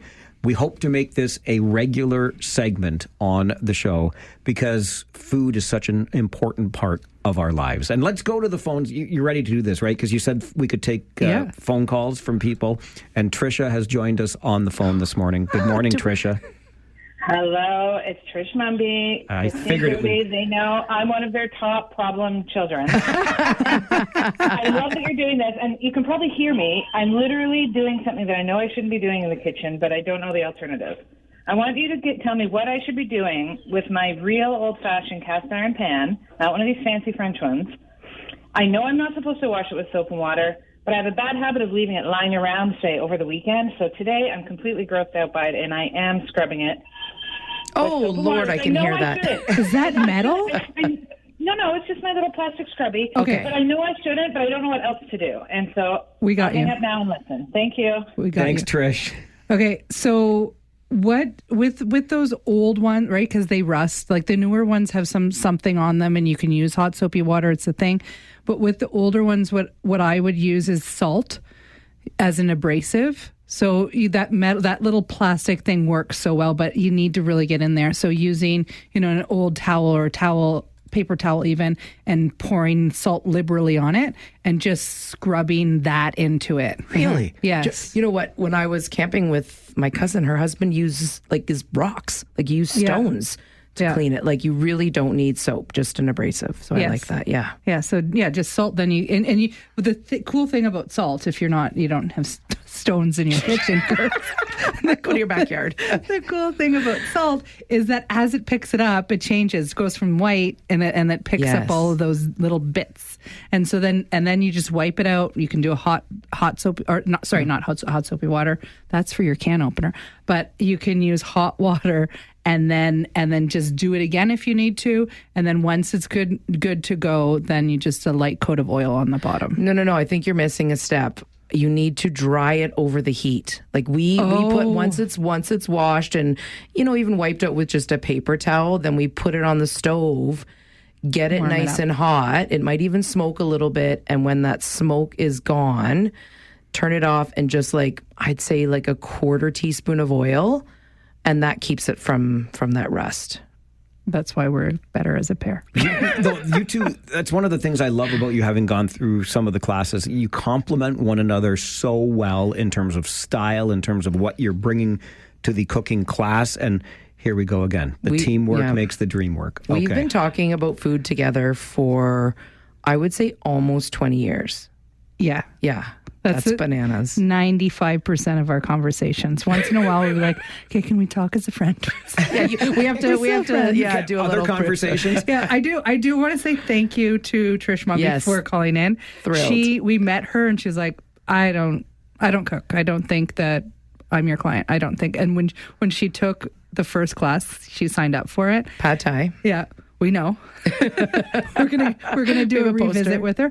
But I called Kirsty and was like, Trisha Mumby just signed up for a class. We have arrived. We're so excited. It's awesome. So thank you. Okay, I want to get in one more before we're out of time. Okay. Norma is also with us. Norma, good morning. What would you like to ask?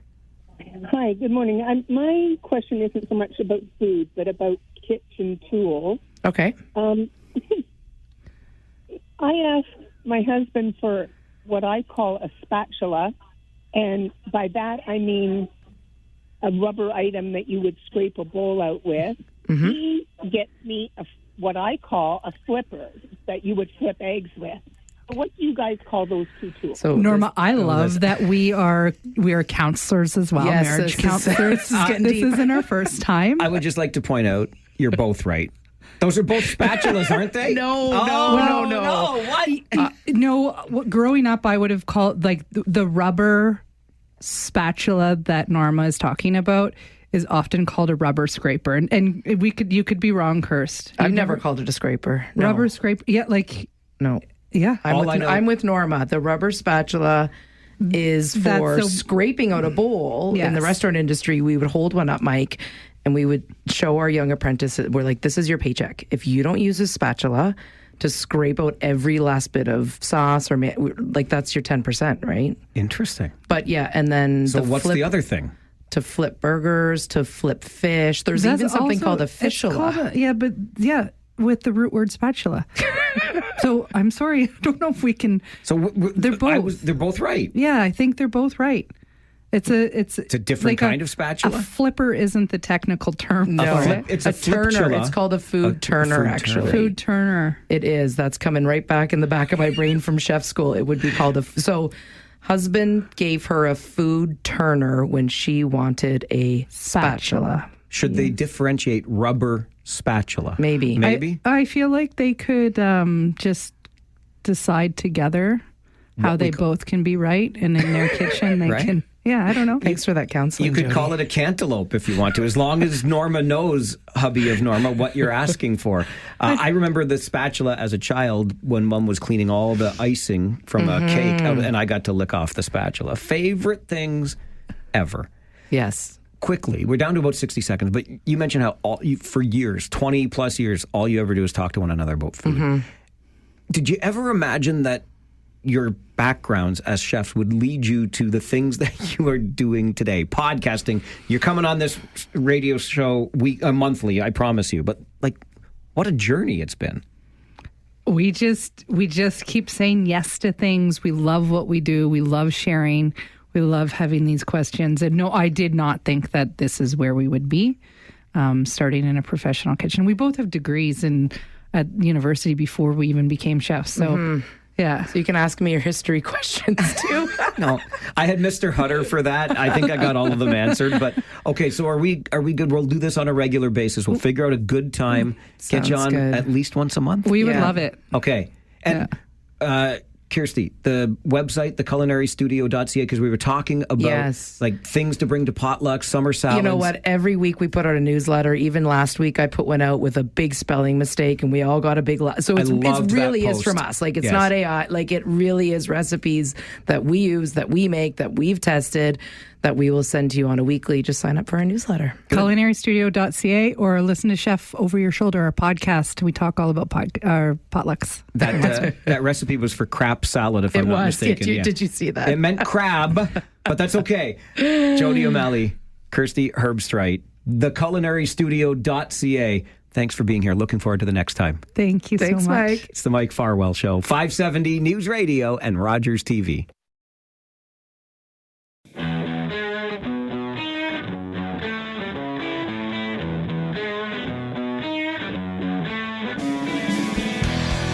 Over the years of being a part of these daily conversations with you, one thing that has always stood out is if we ever want to get people talking or get our phones ringing, we will talk about the places in this community that we either love or more, I think, to the point that we miss. Places that once graced our streets and entertained us in various ways that are no longer here. We have such fond memories. And that really, I think, is the best way to describe the book by Trevor Clare called The Art of Nostalgia. And now we are working, I say we, I've got nothing to do with this. Trevor is working his tail off on a sequel. And the artist himself, Trevor Clare, joins me in studio. Good morning. Good morning. The Art of Nostalgia. Was that a fair way to characterize the first book? Yeah, absolutely. That was the title of the first one, and we're excited to be releasing a follow-up to the first one. I always said I said I would probably not do it. People would ask, and I'd be like, I think that chapter has closed, and but it became quite obvious over the past year that my work was not done in Kitchener-Waterloo. Not everything in that book, or at least the prints that we have of yours in our home, are of places gone. The Kitchener Memorial Auditorium being one. That's the big piece of work we can see right outside as we're entering the Odd to get our tickets for Rangers games. That one we have your beautiful rendering of a more classic Kitchener market look, and then Farwell's super variety. I mean, Farwell, there's family roots there. So that now, though, is no longer on Lancaster Street in Kitchener. So some are gone, some are still here. But what was the original inspiration, Trevor, for you to get started on The Art of Nostalgia? Well, way back in the day, I mean, when I say way back, we're talking a couple of years, but, it was very personal to me at the time. It was not something I set out to do as like this community-wide project necessarily.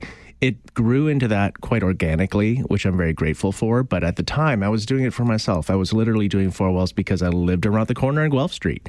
And same with like David's Fries and these places that were kind of quirky but so many people I discovered over time knew about these places and really cherished the memories. Like these are beloved places in our community that are easy to miss. But when you start talking about them, there's a lot of stories there. Absolutely. Like I said at the beginning, if it's one thing I've learned over the years on this show, it's that those kinds of questions, evoking some of these memories, really get people interested in sharing. So why the sequel? There just wasn't enough. After one book, you're realizing there are more stories to be told here.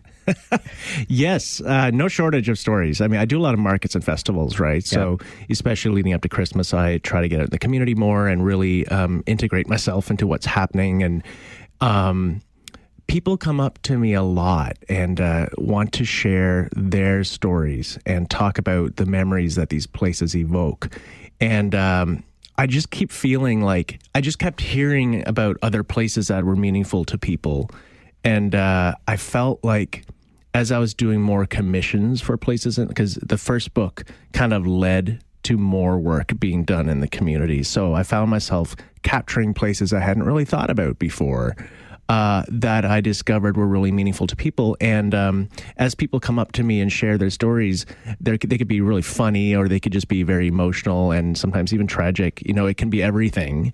And I realized that there was so much more to do.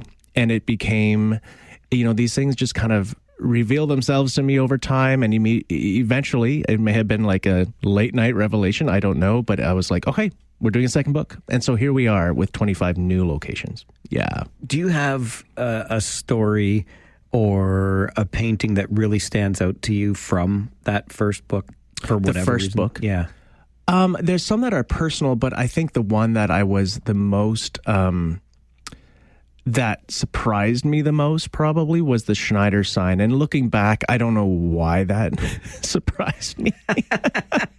Because everything, you know, now that I'm noticing and paying a little bit more attention, I'm realizing just how much of a, you know, it's Kitchener-Waterloo's Hollywood sign. And especially when, you know, when part of that sign blew down a couple of weeks ago or whenever it was, how much attention that got from people. And people were immediately, you know, really worried that it wasn't being fixed, and just how valuable it was to me, not to people, not because of the sign itself so much, maybe as the landmark that it is and the memories people associate with it from a long time ago. Yeah. Absolutely. And you think about it, I mean, Schneider's as an employer, even as a building now in this town, is long gone, but that Wiener Beacon, as many of us call it, remains. Yeah. And you're right, that's a really good way to look at it. It's Kitchener-Waterloo's Hollywood sign.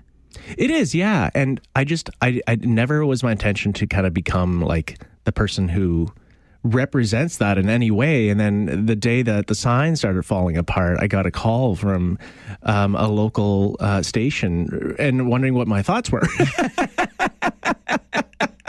How do you feel, Trevor Clare? Distraught.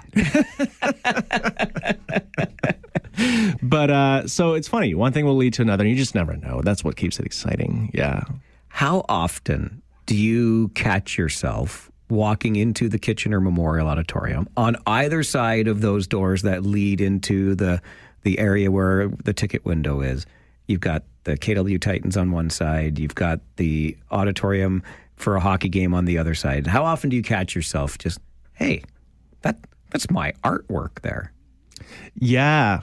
Yeah, it's kind of surreal, actually. It should be. I think it would, yeah. I find that sometimes I am not really in tune with reality the way I should be. In fact, I think that like I do something and I sort of move on from it and I don't reflect as much as I should. So it takes those experiences and those moments where I'm like, oh, wait a second. Like, I am so grateful for this opportunity and what has all happened in the past few years. And yeah, it takes those tangible moments where I find myself kind of coming face to face with what's happened in the past few years. And it's just so, I don't have words for it sometimes, you know? I have to pinch myself a little bit. Yeah. Can you give us any bit of a preview as to what's in The Art of Nostalgia Part 2, the sequel? Yeah, so it's a follow-up from the first book. And so I want it to be a follow-up. I want it to feel almost like it's a set. You know, people can buy it as a package if they want to. If they don't have the first one and they're interested in both, well, you can get it. And it's.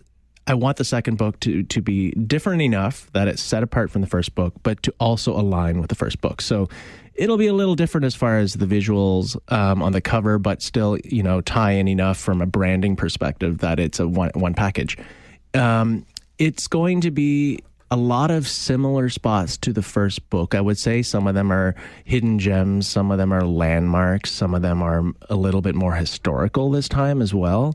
But then there's also, it has a slightly different flavor in that some of the places that are being represented, like Vogelsang Green, which is the outdoor concert area. Well, they use it for different events, but that's where they have like the summer night sessions and such. That are a little bit more, like it's rooted in history, but it's also very current.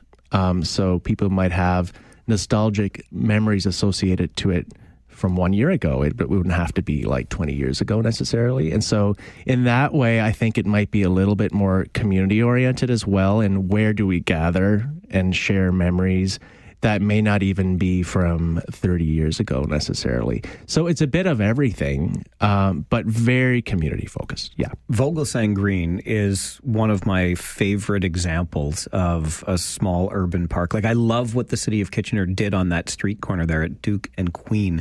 It's beautiful, especially in the summer when those events are happening there, the way it's lit, etc. It was a wonderful transformation of what historically had been just, empty space, really. Mm-hmm. Yeah. And so it gets me thinking on a community is obviously made up of the people within it, but it's the places that they go when they encounter one another that really leave these lasting memories. That's the sense I get anyway. Absolutely. So I think that's what made the book really special. And I think that's what's going to make the second book really special. It is a book, a collection of art, a compilation of my artwork, but what really makes it special, in my opinion, is the memories that people associate with the places and that accompany the artwork. So I have a good friend and cousin who is a writer who's doing all the research and the writings that will accompany the artwork. But then we also want people to submit their memories and stories that will accompany and be kind of scattered throughout the book. And I think it makes it almost like a time capsule in some ways for Kitchener-Waterloo. Yeah. So we have the chance. We're going to crowdsource some of these stories and memories. How can people contribute them? Yeah, so absolutely. So the best way to do it is I built out this form on my website. And so if you go to trevorclaire.art, or you can simply Google Trevor Claire and it should come up. So if you go to my website, first thing you'll see is learn more about the second book and where you can submit your memories. You just press the button, go down to the form. Very simple. And yeah, like the memories, it'll list all the places in the second book. So the cat's kind of out of the bag there, but you'll see a list of all the spots, and if any of them resonate with you and something special comes up in your mind that you associate with these spots, we would love to hear short memories, a couple sentences or something like that. We might need to do one exclusively just on restaurants, Trevor, because Morty's back in the 10-cent a night, 10-cent wing night days and Rafters. And I could go on and on about these classic restaurants in town, but would love to see them featured. Oh man, I could do a whole book on restaurants and bars, because the amount of people who talk about places like Lulu's and, Circus Room, and the list goes on and on. And I tend not to go back to a point in time where I don't have a personal association with these places. So I kind of had to draw the line in some ways, or I chose to draw the line there. But if I wanted to, the amount of people who have really fond memories of those places, we could do a whole collection on more historical moments in Kitchener-Waterloo that I had no experience with. I love that you just mentioned the Circus Room, because that was a classic, more like a neighborhood classic. And I just, maybe a week ago, it came up in conversation with another old, and I'll use old because I'm old too, friend of mine that we used to go there. And oh my goodness, that was quite the place in downtown Kitchener. That's what I hear. Yeah. Yeah, that's what I hear. But even a place like Highway Market is a number one request for me, as well as Phil's. So, which is more current, but also has a lot of history, actually. So, yeah, there's a lot there. We'll see.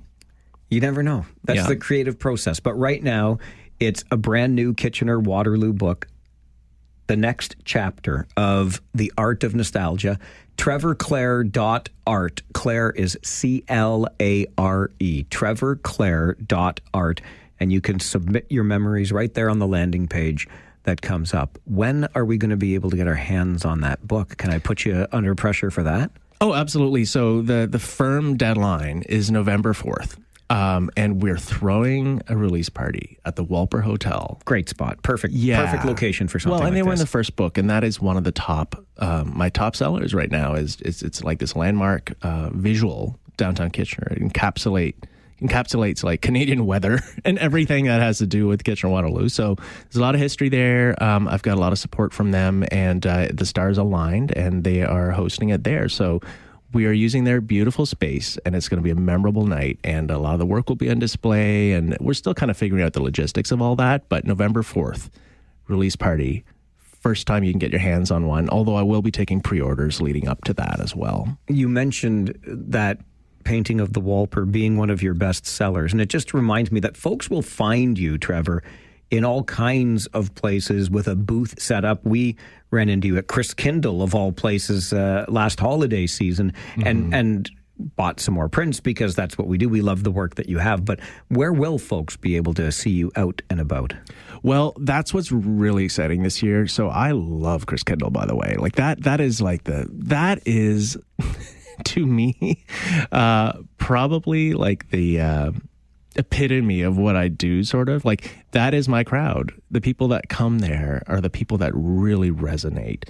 And so it's also gift-giving time. So it's prime time to kind of promote my work, but also to just chat with people. Like, the amount of stories and the memories that I get from people in those specific events and environments is amazing. So I will be at a lot more festivals and markets throughout the Christmas, I guess the fall and the winter season leading up to Christmas. And so that's where I'll be. I'll be at the Etsy market. I'll be at Wonderfully Made. I'll be at Hurley's. They're doing a fantastic one again as well. And other places. So you can see me at events, but also really excited to be doing my first pop-up shop at Square Peg Space at the City Hall. So I'll be doing kind of a month-long, probably during November, roughly, after the launch. Well, it'll start a bit before the launch, but around that time, it'll be sort of this hub for the book release, / gallery / retail space / just experience, I guess. So, it'll be a walk-in space where people can come pick them up, which will hopefully make it easier as well. But then, of course, online as well. It is a fantastic celebration of our rich history here in the community. I sense there might be a part 3. I'm not going to put any more pressure on you than that, but I don't know where you'd end up drawing a line when we're talking about the nostalgia of a community. I don't know. I'm not good at drawing lines because every time I do, they get disrupted and removed. So Very well said. Very well said. Trevor Clare is the artist. His brand new Kitchener-Waterloo book, The Next Chapter, 25 new KW places. It's coming November the 4th, but you can share a memory by going online to trevorclare.art. Right now, you'll see a little sneak preview and the button there to submit your memory. Clare, C-L-A-R-E, trevorclare.art. Really looking forward to the next chapter. Thanks for being here this morning. Lovely as always. Thank you so much, Mike. It's the Mike Farwell Show on 570 News Radio and Rogers TV. As people come up to me and share their stories, they could be really funny or they could just be very emotional and sometimes even tragic. It can be everything. And I realized that there was so much more to do. These things just kind of reveal themselves to me over time. And eventually, it may have been like a late night revelation. I don't know. But I was like, okay, we're doing a second book. That is my friend Trevor Clare, who became my friend when he released his first book, The Art of Nostalgia. It is a great trip down memory lane of places here in the region, places that we remember well, maybe places that are still there and have special meaning to us. But you know me, I'm a bit of a geek for all things local, born and raised in this town, and absolutely love it. I have so many fond memories of places that I used to visit, and sometimes I'll still go by the places where they once were. Oh, what used to be here? Was this, that, or the other thing? But really enjoyed that first book. I've gotten to know Trevor over time. We have several of his prints hanging in our home because, again, it's local stuff. And he has decided to make a sequel. So it's a brand new Kitchener-Waterloo book, The Next Chapter, 25 new KW places. It's coming out on November the 4th, just in time for the holiday gift-giving season. But you are encouraged to submit a memory about one of the places featured in this new book. And I'll bet you'll have a memory or two from several of these places that are featured. So if you visit trevorclare.art, that's Clare, C-L-A-R-E, trevorclare.art, you can have the opportunity to see what's in the sequel and submit your memory right there, because there will be many. These things just evoke all of those memories about when we used to go there and why. And that really is the thing, right? We are a community, obviously, of people, but it's the places that we go and where it is that we are interacting that really stand out, or really, I think, weave the fabric of the community together. So I'm looking forward to the launch of the next one and maybe submitting a memory of my own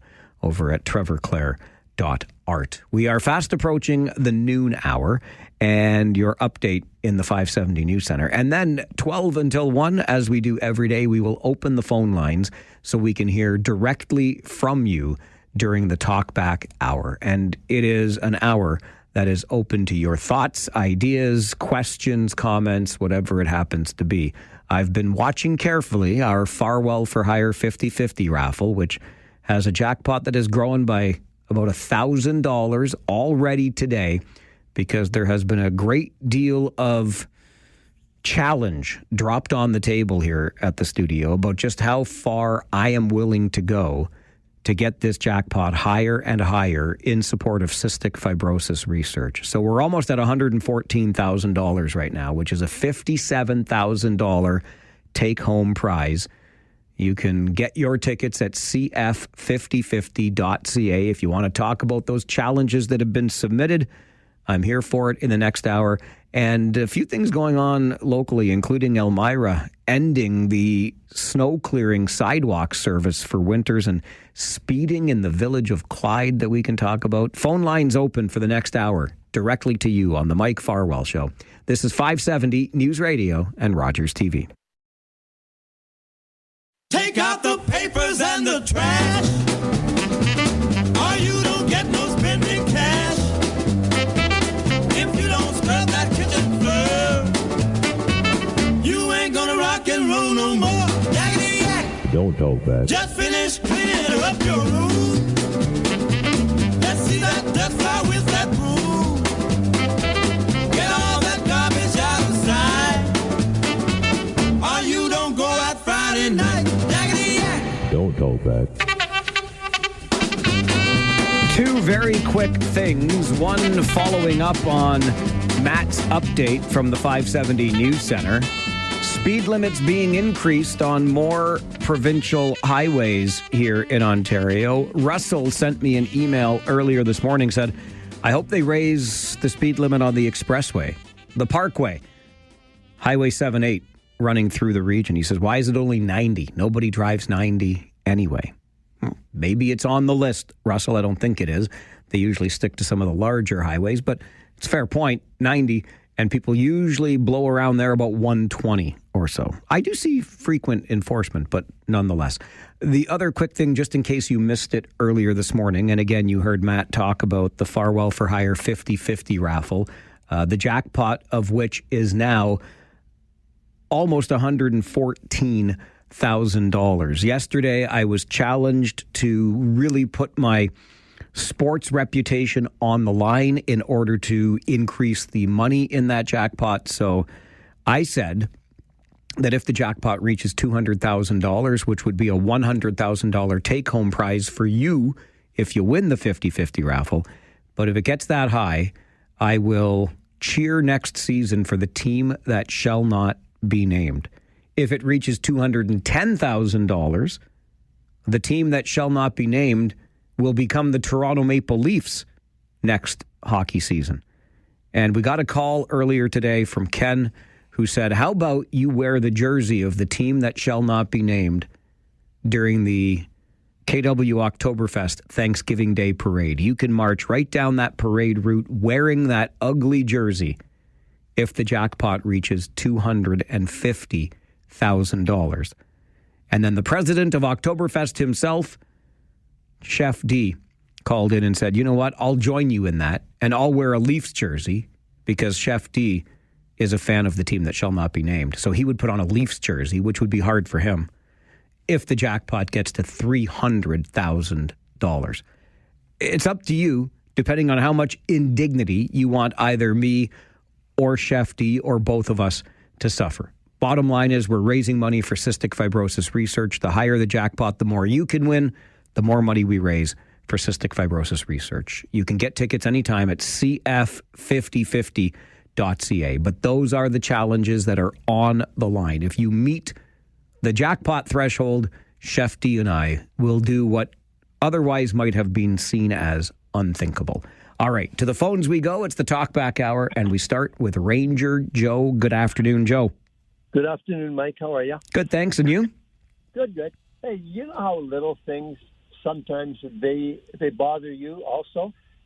And I'm talking about what just happened when I came out of Toronto. I'm coming down the 407 heading west, and then it branches off. Right before it branches off in the 401, it says 401 West London. And they also have a team that shall not be named in my world anyway. Mikey, why don't they show Kitchener-Waterloo? Our population combined is virtually like London. We have about 490,000 people. London has a little over 500,000. So why are they mentioning London and not Kitchener-Waterloo, Mike? What do you think about that? Yeah, you know what, Joe? I think it's a good question. And I recall where that it was a service center on the eastbound side. Right around there used to be a sign, I'm not sure it's still there, that showed Kitchener, Cambridge. Well, I don't know. Anyway, I thought, and anyway, I'm not sure it's still there. I don't get out that way much anymore because I try to avoid the 401 between here and Toronto. That's how much I dislike driving it. But you know what, Joe, that, like you said, it's one of those little things. You're asking the question. I don't have a satisfactory answer to that, but I think you make an excellent point. It reminds me of a little thing that's been getting on my nerves, and my beloved will attest to this because last evening, again, I went downstairs to the recycling bins to, do the usual drop-off of what we've created recycling-wise at home and sort it properly. And I yelled back upstairs to her. I said, "This isn't recycling week, is it?" No, it's not in our neighborhood. I still dislike everything about the changes that we have made to our waste collection. Everything. I know change. It's not just that.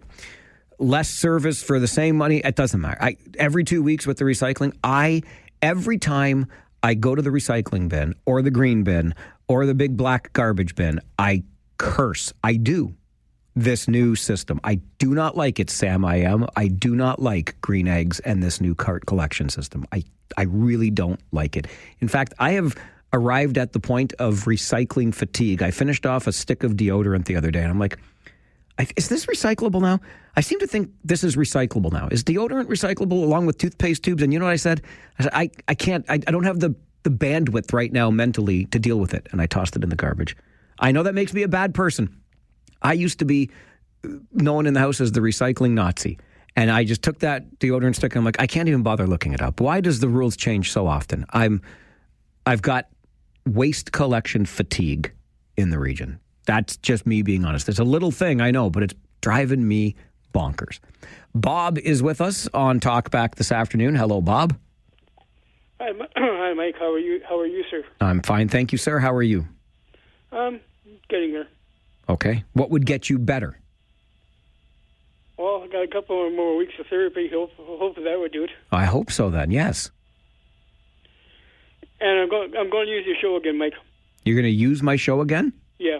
Well, you can use it anytime you want. It's your show, not mine. I'm just the host. Okay. Okay. I'd like to thank the doctors and nurses at Grand River. I'd like to thank the doctors and nurses at Freeport. I was there for about a little bit over 2 months. And putting up with me, they did a great job. I agree, putting up with you. Yeah. Yeah. And I just wish they'd be respected by the provincial government. I understand what you mean. And have a good day, Mike. Okay, Bob, you too. I'm glad you're on the right track. Remember, this is Wren at Midtown and Wren at Chicopee. I'm with you. Grand River, Freeport. Heck, it's still KW Hospital to me, but we've got the Waterloo Regional Health Network now. I'm just trying to go along with their new branding. And I'll just remind you again, it seems to me to be universal.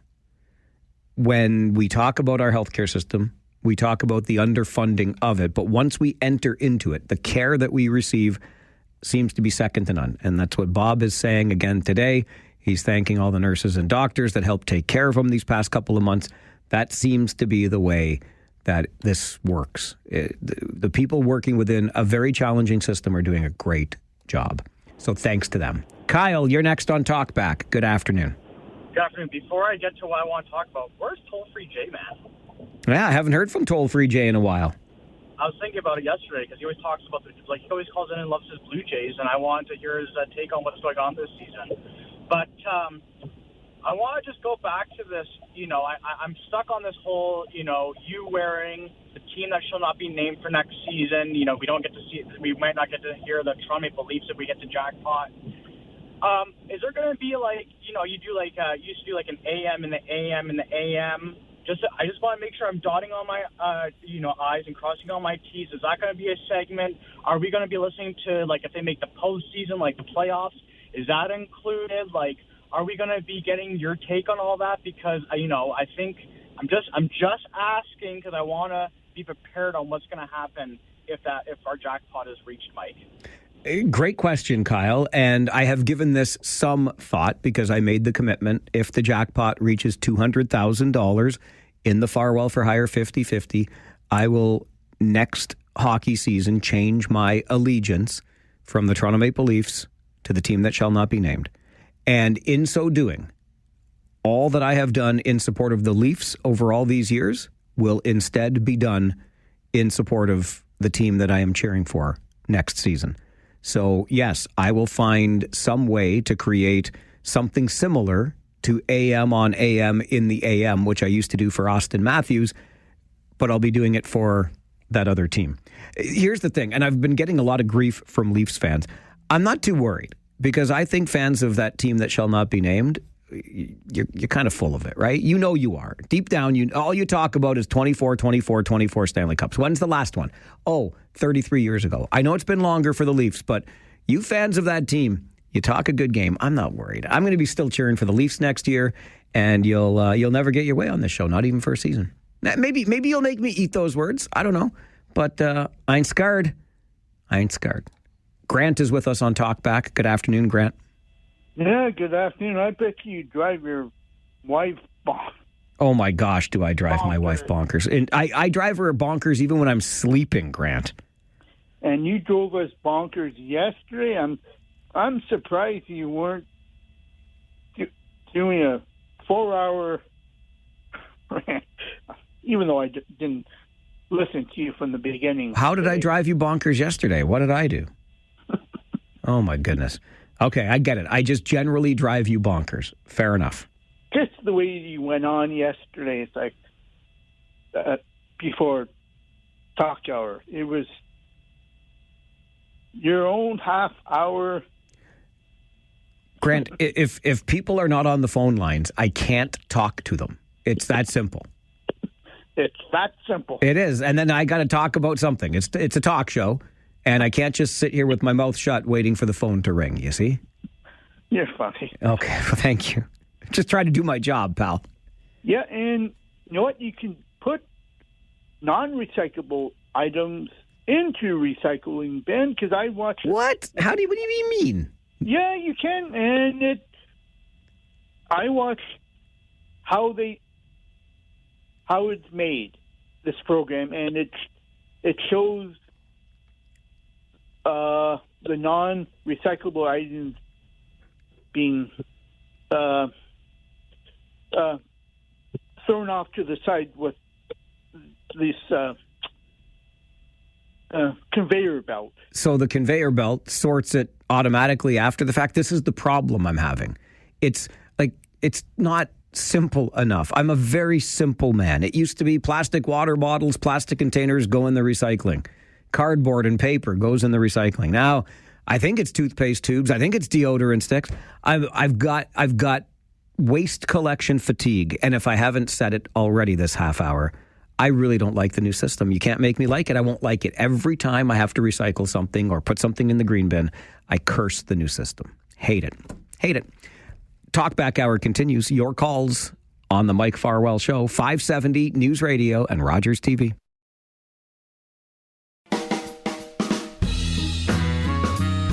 It is a busy Talkback Hour today, which means lots of your calls to answer, just the way I like it, just the way Grant likes it.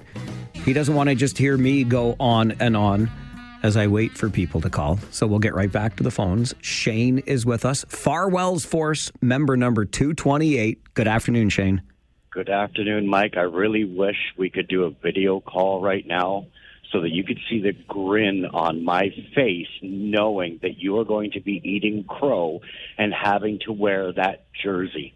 I only wish that if I win the jackpot, I could donate a portion of it to be able to stand there with your wife and have the honor to be able to pull that jersey over your head, young man, and watch you break out in hives and yell, get it off, and all the rest of that. I honestly hope that I can do that. I do agree with you, however, with this recycling crap.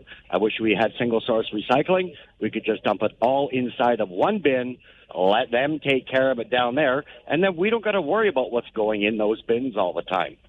And lastly, if you would like to this evening, you can join myself and a very good friend of yours named Sean down at the Kiwanis Arena tonight at 7:30 while we do some lacrosse games tonight. I'll be scorekeeping, and I'll be standing beside your color commentator friend from the Rangers, and we will be sitting there kind of giggling.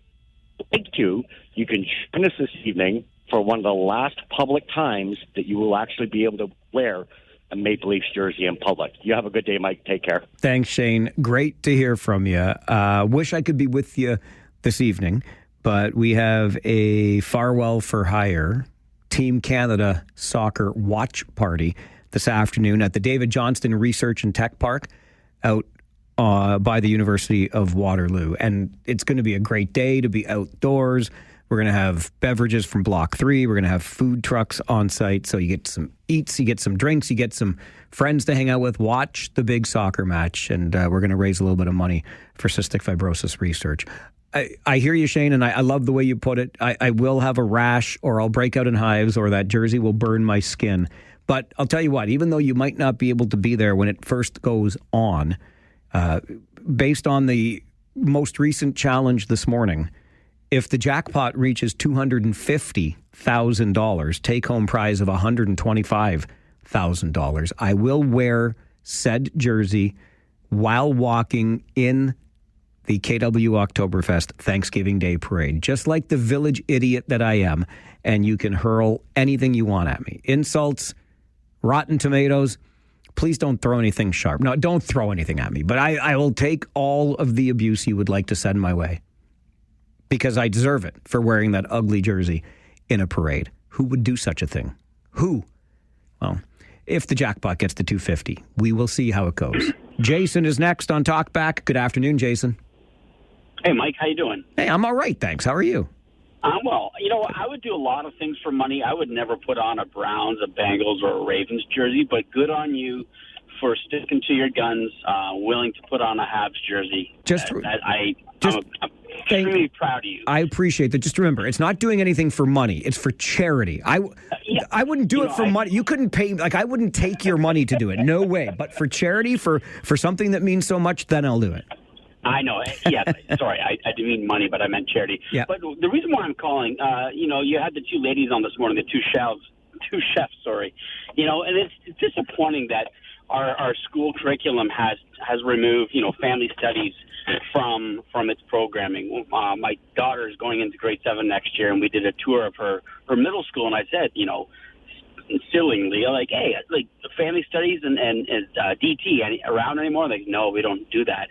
And family studies, it would be a great way to teach, kids, again, how to measure, how to weigh, how to cook food, as opposed to all this processed stuff that we put into their mouths. And so I don't think it's ever going to come back, but I miss those days where you actually learned how to cook in class. Jason, it's a great point, and I appreciate the call. Cooking is a life skill, one of our Red Seal chefs said earlier today. Those chefs, Jody O'Malley and Kirsty Herbstreit of the Culinary Studio. And we're going to have them on the show regularly. We're going to set up a regular monthly segment with them, and we'll talk about food, and we'll ask questions about things we're not sure of and learn a little bit more along the way, because I'm with you, Jason. Processed and ultra-processed is sending us a way down the wrong path. So let's get back to some of our roots here. And I know that Kirsty and Jody will be the two chefs to help us do that. Ernie is next on Talkback. Good afternoon, Ernie. Hey, Mikey, how you doing? Good. I was just thinking about you today. It's been a while. Yeah, it's been a bit, yeah. So I have an idea that you shut down in the past, but I want you to hear me out, okay? Okay. All right. So I don't like where it's starting. No, this is I'm thinking about you and the charity and how much we can make you a ton of money here. Okay? Okay. So thinking the dunk tank outside the studio, okay, hear me out, Mike, before, and you will have Percy doing the play-by-play. You know, you charge whatever, $10 for 3 balls or $20. You know how many people would?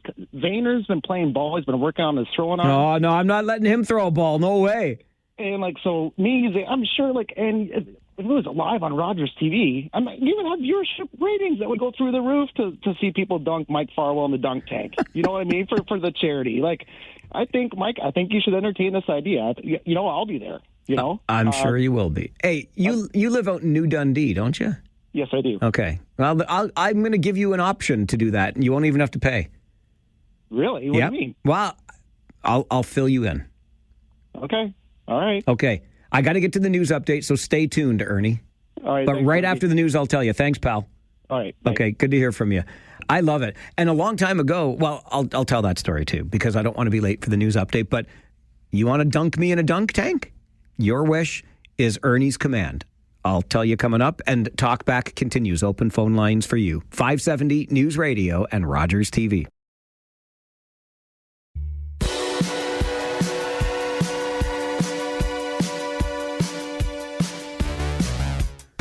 Just an addition to Matt's update and the Farwell for Hire 50-50 raffle. Up more than $1,000 in the jackpot already today.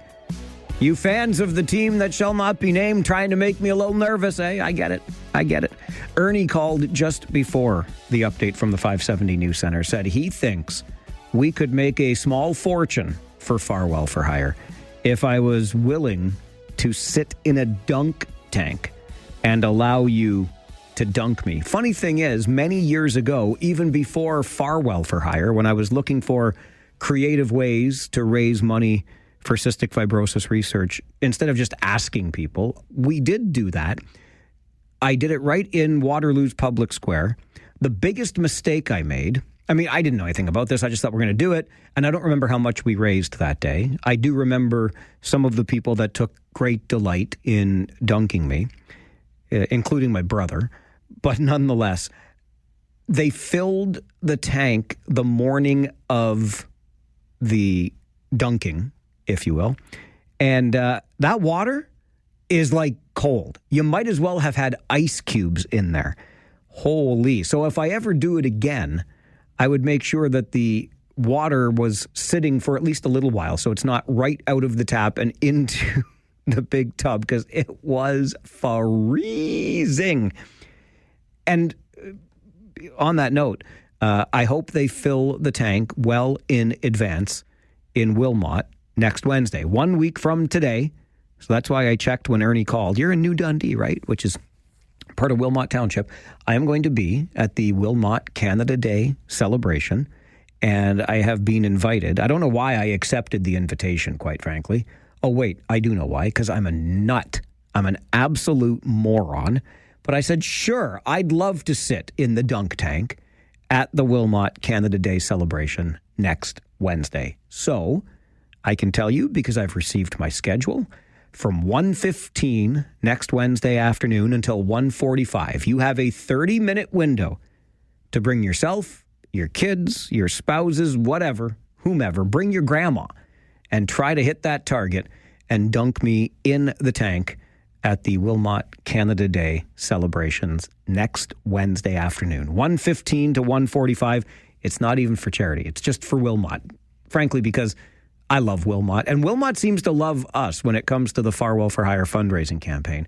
The Cereal Griller Kitchen held a big event for us earlier this month. TLC Pet Food, how much more can you say about them? They put up a $10,000 matching challenge for Father's Day that helped us raise an additional $25,000 on top of their match. So $35,000 plus, thanks to that Father's Day challenge from TLC Pet Food, and it's TLC Pet Food's money that you can win this Friday, our final early bird prize in the Farwell for Hire 50/50. $2,500 TLC Pet Food has put up for this Friday's early bird prize. So love you, Wilmot. Happy to sit in a dunk tank for you for a little bit at the Canada Day celebrations next Wednesday, 1:15 till 1:45. I will be in the dunk tank at the Wilmot Canada Day celebrations. There's an issue in our community that I wanted to touch on, and I'm going to make this twofold, but this to me is exactly what is wrong with, I think, all levels of government, but I don't understand. I don't think there's an excuse here for North Dumfries, this is the township I'm focused on, dragging its feet anymore. I find it very frustrating. The other thing I will say, the second issue, and I'll mention it now, North Dumfries, it's 2026. The other townships have figured this out. You can get better audio quality on your council meetings. You really can. Because, people actually might listen to them outside of the area where you host them. You got to do better. It's 2026. The other townships have figured it out. The audio quality, well, I'm not sure about Wellesley sometimes, but talk to Wilmot, talk to Woolwich, because their audio quality is crystal clear. So I've done my best to make it as audible as possible, and I think it'll come across just fine. The concern is in the village of Clyde, which is, I think we'd call that south end of North Dumfries, but you're heading into Flamborough-Hamilton territory here in the village of Clyde.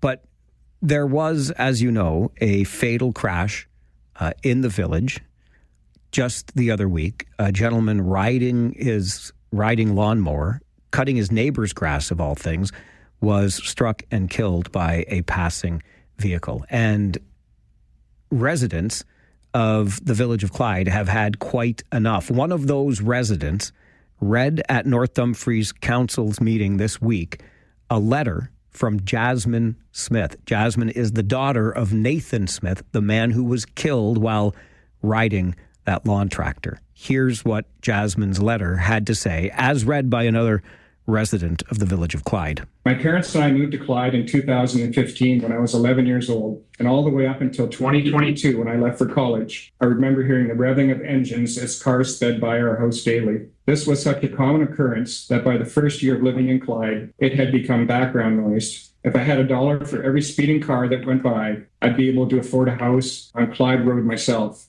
It seems obvious to me that if a road has a consistent problem with dangerous accidents and an outcry from the community, that some sort of action should be taken. Why hasn't it? Why did the death of my father have to happen? Of course, we don't know what the future holds, and I could go on and on about the what-ifs and the if-onlys, but if some action had been taken sooner, I believe my dad would have finished mowing the lawn. He would have gone back inside and continued his day. I would have seen him again. I realize now more than ever that change and preventative measures must happen before it is too late. Please take action. Lives depend on it.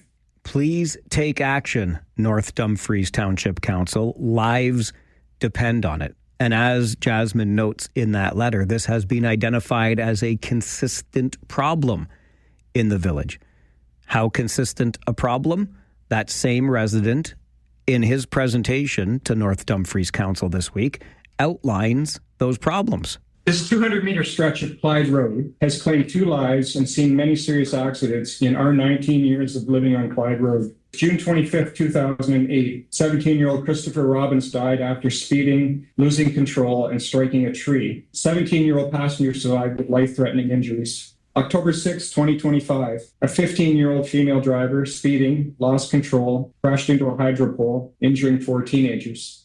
June 15th, 2026, our neighbor and friend Nathan Smith was killed while mowing his neighbor's lawn. A 16-year-old female driver with 3 15-year-old passengers was driving. Video footage has revealed that the BMW was traveling at over 200 kilometers per hour, and we have that clip. June 19th, 2026, police charge a 51-year-old female driver with stunt driving on the same stretch of Clyde Road. She clocked a speed of 117 kilometers an hour in a 50-kilometer-an-hour zone. 117 in a 50, just earlier this month. Alleged that the vehicle that struck the tractor being operated by Nathan Smith was traveling upwards of 200 kilometers per hour, alleged. Then you go back to last October. So 3 times within the year, these collisions and or stunt drivers have been noticed and in some cases fined for their Highway Traffic Act violations on the road. 3 times in just the past year. And then you go back to previous collisions. And the response, like this is, along with the rotten audio quality that can surely be improved. Hello, it's 2026. North Dumfries, please check in with your fellow townships or cities and figure it out. But more to the point, this number of concerns repeatedly have been brought to the attention of township officials, and the response from North Dumfries Council this week is, we're going to get a third-party consultant to take a look and create a report for us. I'm sorry, what? You have a first-party response and report from the residents who live in the Ding Dang Village. They just told you what the problem is. This has long been identified as a problem, and North Dumfries Council's solution is to hire a consultant to create a report. Can you say paralysis by analysis? The problem has been identified. The residents have spoken. How many more people have to die before you actually do something? Thank goodness for Councillor Rod Rolleman, who said, in the meantime, while we do this report, which I cannot, you don't need a report here. You know who didn't issue a report? I guess the city of Kitchener, when they put bollards on my street where I live, where there's never been a speeding ticket nor a fatal collision. But we get these traffic calming bollards. They're all over the ding dang place because, Vision Zero and all that crap. They'll put those on my street overnight. But you won't do traffic calming without a third party consultant's report on a road where there was just a fatality and somebody got clocked doing 117 in a 50? That's not dangerous enough for you to put some traffic calming measures in place? Are you kidding me right now? Did I just get fired up? I think I did. Utterly preposterous that council would drag its feet further on this. Thank goodness for North Dumfries Township Councillor Rod Rolleman, who said, while we're doing this report, could we at least put some temporary speed bumps down or something to give the village some relief? Do you think? You don't need to analyze anything. Put the damn traffic calming measures in there. I'll lend you the bollards from my street in Kitchener because they're useless where they are. It's Talkback. It's the Mike Farwell Show. 570 News Radio and Rogers TV.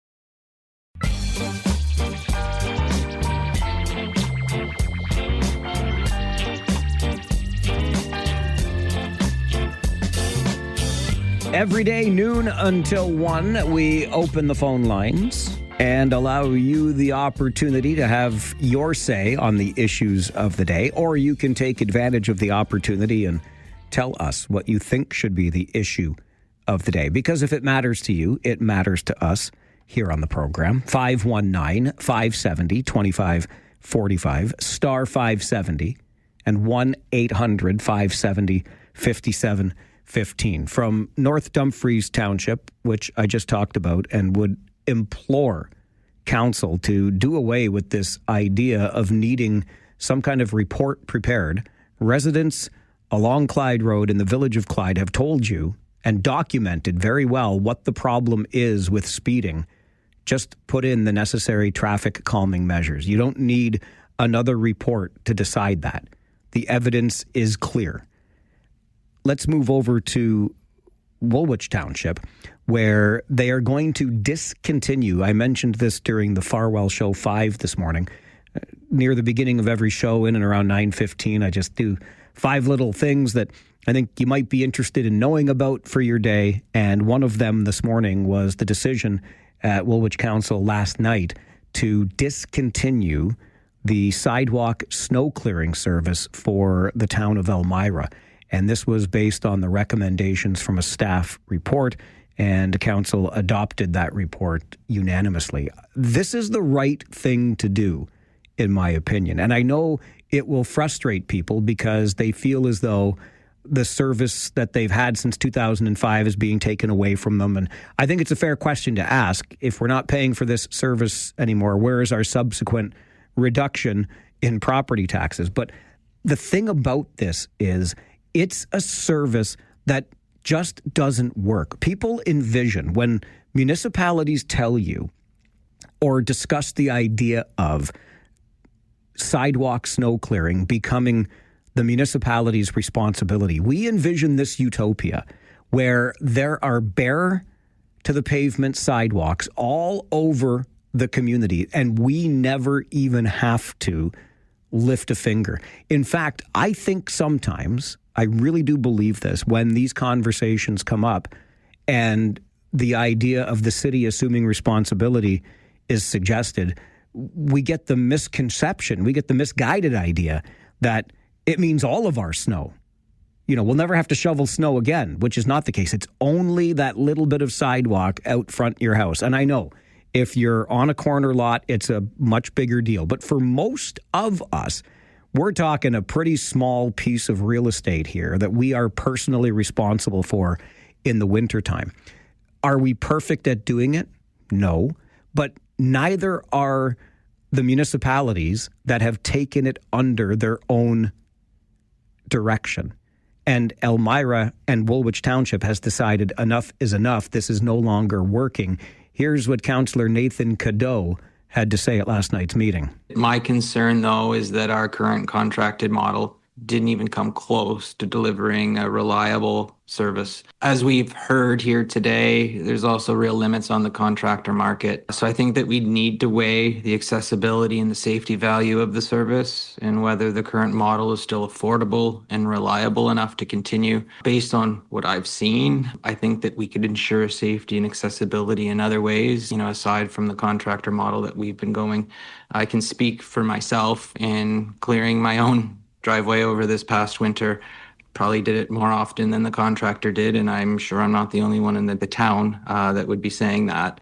I did my own driveway more often than the contractor that's paid to clear my sidewalk came by and did my sidewalk. By the way, did you notice how clean and clear that audio was? That's Woolwich Township's council meeting. North Dumfries. Call Woolwich. Figure it out. Make the audio easier for people to hear if they're not at your meeting. It's not, heck, I'll offer my own services and I will bill accordingly. Anyway, to Councillor Cadeau's point, the service didn't even meet the service expectations in Elmira this past winter. Because again, we get this idea in our heads when the municipality is responsible for this. It's like there are snow fairies out there. And the minute we get up to leave the house for work or school or whatever we're doing in the morning, the sidewalk's already going to be cleared. That's not the way it works. And furthermore, in an effort to clear the sidewalks in Elmira, and this happens in every community where the city puts itself in charge of clearing the sidewalks, the equipment used in doing it makes a mess of properties. There were $19,000 in claims paid out by the Township of Woolwich last year from the winter and the damage caused by the snow clearing equipment. It's no wonder you're having trouble getting contractors who want to do this. It's a no-win situation, and that's what municipalities have to remember. So please follow Woolwich Township's lead here. I know as a headline, it sounds pretty bad. A service you've been getting is no longer going to be offered. But the idea that anyone, any effort to clear snow is a perfect effort, it's a fool's errand. Quite frankly, the system that we have in most communities where homeowners are responsible for the sidewalk in front of their homes is as effective as anything else. So stop running the fool's errand and trying to chase it down with added costs paid to contractors, etc. It just doesn't work. Most people, and the city of Kitchener, when it did a pilot project, found this out. It was greater than 85% of people are shoveling their own walks. It's the 10 to 15% that don't that we have to worry about and focus on. It's the same problem when a contractor is responsible for this. So I give credit to Woolwich Township here and its council for making a tough decision, because it sounds bad on the surface, but it's the right choice to make because you're not offering a worthwhile service anyway. And I think this should be a cautionary tale. If you live in Waterloo, keep this in mind, because Waterloo Council, which likes to spend your money more than any other council in this community, right? The tax increases during this past term in Waterloo have far outpaced any other municipality. And they are, in the city of Waterloo, looking at doing more and more of this, having the city responsible for sidewalks. Beware, Waterloo, because they're coming for more of your money on a service that has been proven ineffective right in nearby Woolwich Township. So keep that in mind. And while we're talking about the city of Waterloo and the upcoming election, I'll just remind you, Waterloo, this is your job in this municipal election. Keep the city of Waterloo scot-free. That is very important, because if you want more money spent, anyway, keep Waterloo, just the city of Waterloo, scot-free in the upcoming municipal election. That's all the time we have together today. Always appreciate engaging in conversation with you and the time that you spend with us here on the show. I invite you back tomorrow morning at 9 o'clock, because that's when I'm coming back. My name is Mike Farwell. You are a force for good. Bye for now.